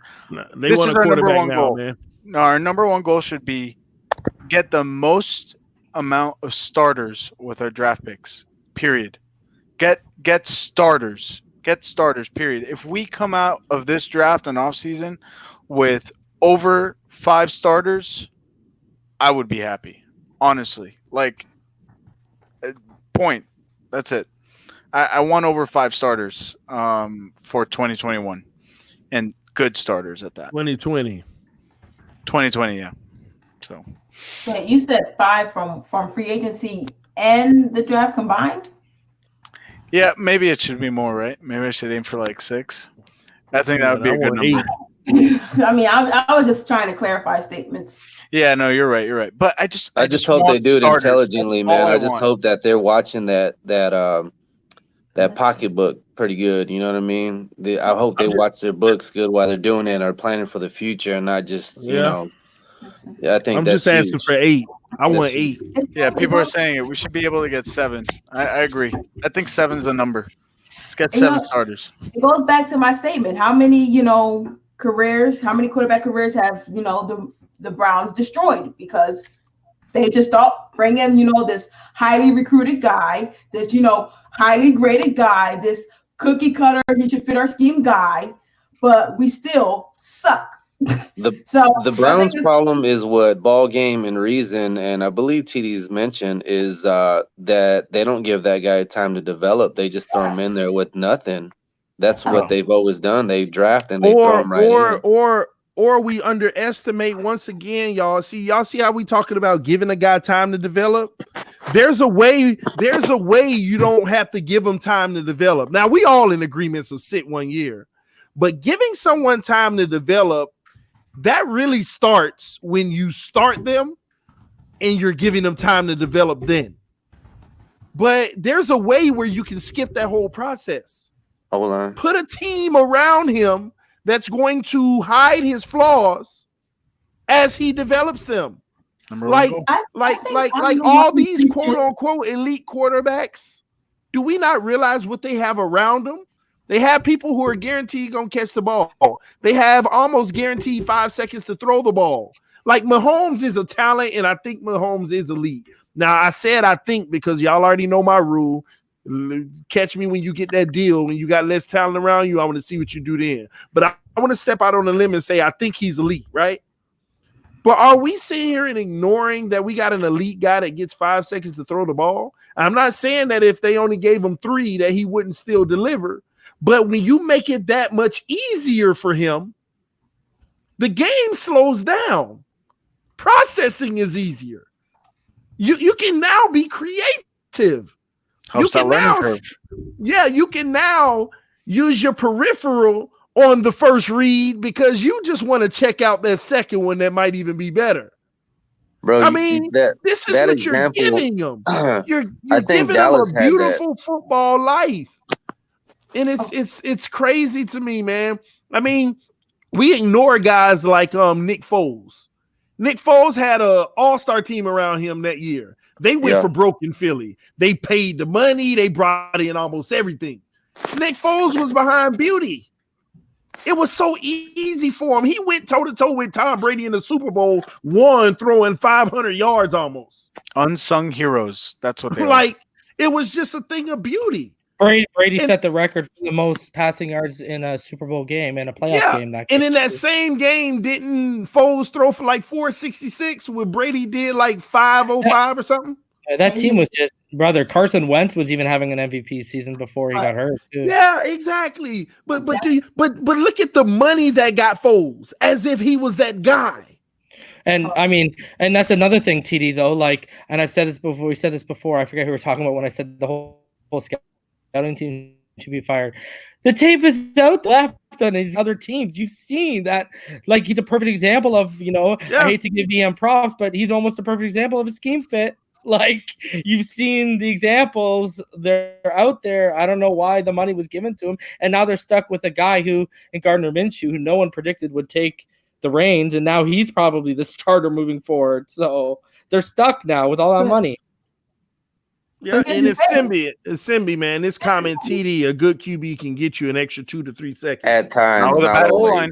Not with a bad line. What we're talking about right now is Mahomes hiking the ball, sitting back there playing double dutch, chilling. I get the now time Mahomes will get you more time if he has to. But what I'm saying is they make it so easy that he ain't got to create to give more time in a lot of cases. TD, you know what? Thank God if we draft Tua, we'd be drafting the guy with the third shortest release time in the nation this year, right? At 2.56 seconds. But you know what's better reason? Oh, you know who's number one? You know who's number one? And I'll give him his prop is Justin Herbert. True. No. But you know what's better reason? You know what's better than Tua having the third highest on release time? What's better is not What's better is not making him use it. 2.5 seconds. That's beautiful. We like Finsandy. No. Finsandy earlier, she was like, "Oh, 3 or 4 seconds," and I said, I don't know if she heard me. I'm like, "Well, with Tua, we don't need that because I said 2.5 seconds, baby." Yeah, Boom. yeah, but let's be realistic here. How about we make it where we know he got 2.5 if he has to, but we don't even make him use that. I'm not even. That's the real. I'm not even gonna hold out to him because, like I've said against Rosen, the game's gonna get faster. So I do not expect 2.5 seconds, and he's not gonna have like Ruggs and guys like that. So I'm not. I was just being facetious a little bit. Would you get Herbert with the number 5 pick, or would it have to be a trade down? Because I would much rather get someone that's gonna get a golden jacket than the Herbert with number 5. To be totally I'd still throw up a little bit in my mouth at 18, but I'd take it, I guess. What are you gonna do? At 5, I'm gonna tell you. It's gonna be a Daniel Jones now. I'm gonna tell you now. Here comes the mediocrity train, though. If we get him, though, just be prepared. I'm so stretched out mentally about it that I don't even care. Like, because we still don't know who our future quarterback is. So at the end of the day, give me a sign that we're headed in the direction of figuring that out. So I don't even care. I mean, I know what I feel is best for the team if Tua's not there or Burrow is to trade back and get even more quality players. But at the end of the day, I'm not mad if we go Herbert. I'm not mad if we go Tua. I'm not mad if we go Love at 5. It could be a reach, but at least you're giving me some answers, man. People have to realize we have so many holes on this team. People don't realize that entire old line has to be replaced. I don't feel great with that. Outside of one. The Bills D line scares me, man. That D line. You guys were talking about Allen earlier, but that D line is scary. No, we got 90 million. We got 90 million in cap space and 5 first-rounders between the next 2 years, and we only want Tua to be one of those. So that means we got 4 other first-round picks, and I'm not even talking about the seconds, the thirds, whatever. Like, there should be no excuses, man. Like, between those draft picks and free agency, this should be it should be a 2-year turnaround, man, at max. If we don't trade up. Next offseason, we should be a legitimate playoff contender, man. Legitimate. Well, guys, be one this year. It just goes back to what I say. Get yourself a running game and a defense. And your quarterback, like, come on, we are really sitting here and like Blake Bortles got to an AFC Championship game. It's not hard. It's not hard. You do need, like I said, you do need a quarterback to get you over that hump. We see these instances, but get you a running back and a defense so that this quarterback has time to develop. Look at Russell Wilson. They started him, but he had beast mode and he had the Legion of Boom. Like, come on. It's not rocket science. If you want your guy to start day one. At the same time, Finsanity, you know what? At the same time, Finsanity, like, I love Russell Wilson, and I think, like, up until the three-quarter peak caliber season, my issue is you gotta take that bit of you gotta eat that cap and you gotta go make that money outside of football so you can boom together that train rolling. That's where we've talked about it, Finsanity. One of the reasons why I love Tua so high, it's not even who gotta eat it. Like Russell, like you gotta take some off of his cap, okay. Like you gotta be a little different. The reason why I love Sandy, you would know firsthand because you're a Bama fan. Like, I'm not going to project or predict anything, but if I'm going to sit there and look at this draft, I've already heard Burrow come out and say before he said, winning matters. He said, it matters to me who pays me the most, meaning how high he gets drafted. It looks to me like who said that? Burrow said that before he started saying that winning matters. I don't like him anymore. And yeah, I said on the stream. And my thing with Tua is, and you know this, he's so marketable, Finsanity, that he looks like the type of guy that he would understand what winning means. And my question, I really truly believe he's one of those guys where he wouldn't cripple us. And that's what you need to find. You need to find that guy who's not only good to excellent. You can still be good. You don't have to be. I want above average is where I'm getting at with this. So if you're good, really good, great, excellent, whatever, if you can also understand that a hometown discount and making money outside the game because you can if you win, understand that more we're gonna and that's what we're not getting from these players, and that's what I like. We're gonna start seeing. Mahomes has talked about it. Like apparently he's talking about already. I understand what it takes about winning, and he's talking about taking a discount. His circle, and that's what we need to find. And I think that's what I love about Tua. He seems like the guy where that's the guy. Not only would men lead him into fire, but I think he would recognize. He seems like a team first guy. You know what I'm saying? And those are the type of guys that don't kill you at the bank. Yeah, reason. I've said this, numerous of times. If you don't get Tua this year, you wait till next year. Like, agreed. So when you guys talk about Jordan Love and Herbert, like I literally just go mute because to me it is a mute point. Like if you're really going to sell me on that, we better have a running game and we better have a defense. Yeah, because what's the point of bringing him in? Because if not, you don't we really are setting ourselves up for a Tannehill-esque another Odyssey. Or worse. That's the truth. Yeah. And my thing is like this. That's why I'm saying, when I say Rosen can do it, I'm saying that with the mindset of, we're going to get a running back. We're going to fix that offensive line. And there's going to be a defense there to help carry Rosen and to help his development. But people, instead of looking at a whole grand scheme of things and thinking about a whole team working together, they just focus on the one position. This is a team sport. No one person is getting it done by themselves. I don't care how great you are. You cannot carry this by yourself. Khalil Mack and how great he was for Chicago that 1 year, he could not carry that team to a playoff win by himself. Why? Because that kicker did a double doink. Who was the kicker? Who was the kicker? Let's call him out. She lost some money on that. I didn't. Let's call out that kicker. Hey, we are really focusing on some of the wrong things right now. We really are. And the fact that we are doing that is showing that we as a fan base are still having that same mentality and that we haven't learned from our past. Those who don't learn from their past are doomed to repeat it. You're going to make the same mistakes. Get this. When Tannehill had that running game, Tannehill looked like a Pro Bowler. Tannehill looked like he could. We were all talking about, man, we can't wait till Tannehill gets back next year so we can run it back. And then he gets injured. Then he gets injured in preseason, and we're all up in arms, like, oh my gosh, there goes our season. So when people tell me stuff about Tannehill, I say he can't carry a team. But I know with that running game we would have had and that defense running it back, we would have been competitive. I mean, Brandon Albert couldn't stay healthy either, too. Oh yeah, and was 100% right. Everything went wrong for us in 2016 all at once. Everybody. That left side of the line was arguably one of the best left. Was that Tunsil's first year? Yeah, they had him at guard, I think. Was that Tunsil's first year? Right? Yeah, they had him at. Yeah, he was at left guard. Hey guys, hey guys, we done hit the 3 hour mark. 3 hours and 6 minutes. We've been rolling. I did want to handle this comment because this is the comment right here that has me like, you're right. You're My Sunshine says NFL is a business. Tua puts fans in the seats and Hawaii becomes Dolphins Nation. That would be an amazing business move. Just basically grabbing the entire Hawaii is now Dolphins Nation.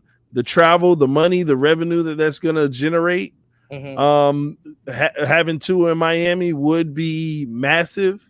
I'm not the guy that wants that to happen, but at the end of the day, if they were talking dollars, I can't. When I read this comment, all I could say to it was, "Man, I don't right. think Hawaii. We bring the Samoans in.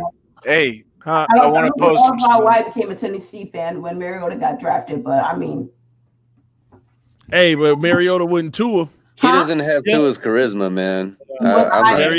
Tua's much bigger than Mariota. Oh, yeah, was very charismatic. Say you grab a nation, but I mean, man won a Heisman was the second overall, and the nation of Hawaii. Come on, that's the first time they had ever gotten recognition for a quarterback. So, come on, you're gonna have to go out there and win. Still, it's not just about it. You're still gonna.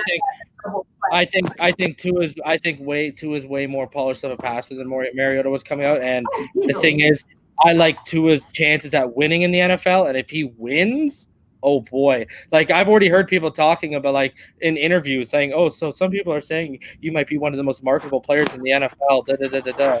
Like already people are trying to label him as that. Yeah, he sold me on Auto Trader, man. Honestly, Yeah, exactly. I want to use Auto Trader because of Tua. Like his story was amazing. I related to it. Huh? No, during that Super Bowl thing. Yeah, the Jeep. Yeah, and like his family rallied around him, and he was like, "Yo, I need a car that goes from A to B," And I went on Auto Trader, and I went to the dealership. I bought my car, and it's all because of Auto Trader. Hey, sold on that. Shout out Auto Trader. Great PR team. Y'all are a mess. I got to get up out of here, though, guys. Man, now I want to handle this. Somebody said Derrick Henry will never duplicate that season. I couldn't disagree more. Derrick Henry could possibly go for 2,000 yards this year. What y'all don't realize is the first 7 games of this season, Derrick Henry was trash. Well, Finsanity called him. She said all season Derrick Henry's a back of the season runner. Because he had an accurate quarterback his whole career. That's why. No, so this Tannehill got in. I backed her up because I've had him in fantasy, so I knew exactly what look at because he never had an accurate quarterback. But watch him and Tannehill together next year from day one. He took that job. Man, he gonna put up 2,000 yards. DeMarco had a big year, and then they drafted Derrick Henry, and Derrick Henry took that job away after 1 year. Man, listen, look at 2018. Exact same thing. Started off slow, back end of it. Yeah, all those I've had him like 3 years in fantasy. Running all over him. Yeah, I've had him. Mark my words. I've drafted him every year, and she's right, 110%. I mean, mark my words. No injury next year. 2,000 yards. I agree. I don't do this for fun, PD. I do this because I know what I'm talking about. But next year he gonna be from the get go. You said that earlier. I'll just quote him.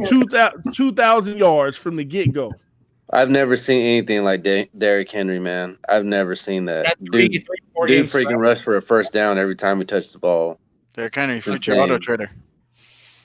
Oh, Lord. I'm out of here, man. I love y'all. I appreciate y'all. I mean, Najee Harris. I gotta get up out of here, man. It's almost 1 o'clock. 10-6. 10-6 next year. 10-6. Najee Harris, the next Derrick Henry, 2021. Let's go. BTD's AJ Dillon. He catches out the backfield too, man. All right, y'all. I love y'all, man. I appreciate y'all tuning in tonight, man. We still got 144 in the building. I appreciate everybody watching tonight. This is TDPHINSTALK, home of the real Miami Dolphin fans. We're about to get up out of here. It's almost 1 o'clock here on the East Coast. I think we hit a high of about 215 people tonight, and that was amazing. What a show. See, when you talk about Tua, they come out in droves, man. But I appreciate y'all tuning in tonight. Another great panel conversation. We had a lot of passion, a lot of arguing back and forth, and it was just beautiful, man. Just this is what it's about, and we thank everybody who added value to the stream tonight. Thank you so much, Mike. Thanks, Esteban. Reason, as always, homie. Finsanity in the building.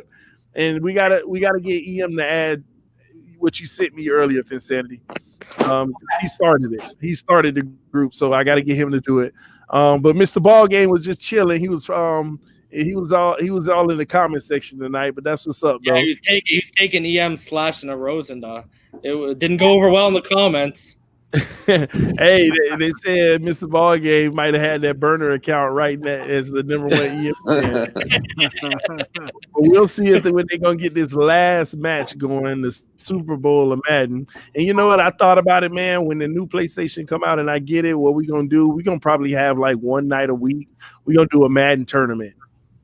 We just gonna go live. We're gonna pick maybe like we'll pick like 4 people, and we'll just have a Madden tournament on one night every week. And that'll be pretty cool. I think that'll be a good element to the channel. We talking football on a panel while we're having a tournament, so we can really see who best. Because I'm tired of everybody out here talking this trash about, this person don't want to see me, that person don't want to see me. Y'all lucky, man. I ain't got my sticks with me right now, but I'm gonna get them. I'm gonna wait for the 5. But I'll see y'all soon, man. Thank y'all for tuning in. Any last words, guys, before I get out of here? Auto Trader. Huh? You know why I don't want Herbert? Because he had like a plus 60% completion percentage, and like 60% of that came on bubble screens. And I'm good on bubble screens for the rest of our lives. Let's get the ball down. Who are you telling? They remind me of Adam Gase. Let's score points. No bubble screens. Hey, Mr. Ball Game. Is there a panel tomorrow? Well, today, technically. Technically today, yes, there is. So Can y'all I gotta call come. Y'all gotta come back. It's my birthday, y'all. Huh? Happy birthday. It's my birthday as of 50 minutes ago. Oh wow! Happy birthday, Happy man. birthday, Reason. The reason that we're here. Last Freaking point. close. TD Patreon. Sign up for Patreon. To you. Happy birthday Hey, to you. Happy birthday, Birthday. dear Reason. The reason. Happy birthday to Oh, wow. Can I call out tomorrow or today? Pretty awesome. Happy birthday, out. Reason, man. I hope you enjoy your day, man. I don't know if you're gonna be available tonight, but if you are, that's cool. If not, enjoy your birthday, man. Happy birthday to you, bro. I'll be around, bro. I wouldn't rather spend it with anybody else than you guys. I appreciate it, man. Nothing but love, man. We love you, bro. But have some fun today now. Have some fun, all right? Give my spot to Mike. And stop that you calling out. You better be here tonight, man. Give my spot to Mike or Esteban. They can come through too, but you sure better be present. See, look at her. See, the Heat get another loss, and she want to be out of here. See, that's all it is. Actually, I was rooting for Team LeBron the whole time, but you know. Hey, I ain't gonna lie. Great All-Star weekend. It's the best it's ever been. Good competitive game. I have a question. Good dunk contest. That's what's up. I have a question. When are you starting your all sports channel? Because I would love to talk. I am right now. I'm just dealing with my setup, how I want it, and things like that. I got all kind of flags of all the teams and different type of stuff. I'm just in that process of getting stuff that I need for my setup. But I seen your Spurs flag, man. I already got one, but I kind of want to burn it. But but no, if it's Saturday, hit me up about it, man, because I need some help on it. Okay, got you. Even though you're probably gonna be talking about the Heat. No, listen. I could talk all teams. I watch them all. All right. We'll do baseball too. I mean, you want to do baseball, hockey? That's the only thing. I'm an Astros fan, so I'm here for all the smoke. Baseball is the one thing that I enjoy. Did you say you're an Astros fan? I like the Astros because they compete. Like when they get into the playoffs, You mean they cheat? I'm a Marlins fan, but when the Astros make it to the playoffs, which I know they're going to do, I'm rooting for them throughout the whole playoffs. So I support them and everything that they did. I support them cameras that they put out there in the outfield, man. That's nice. And the drums they banged on, and the garbage cans. Someone had to do it. Listen. Hey man, if you ain't cheating, you ain't trying. Pick plays were not illegal until Belichick and them perfected it. You find a loophole, use it until they call you out on it. Loopholes, they're in there for a reason. And on that note, advocating the cheat, I am out of here. This is TD Fans Talk over the Real Miami Dolphin fans. Y'all check me out on my other channel, TD Sports Talk on YouTube. Also, hit me up on Twitter and Instagram at TD Fans Talk. You could also catch my content at dolphinstalk.com. I appreciate everybody's love and support. Check me out on the Patreon if you want to become a Patreon member. The link is in the description below. If you want to donate to the channel, the PayPal is in the link below. You get a free $5 if you go via Cash App and you're signing up for the first time. And without further ado, thank y'all. I love y'all. Appreciate y'all love and support, guys. That's everybody. Y'all go get y'all some sleep because I am. Peace.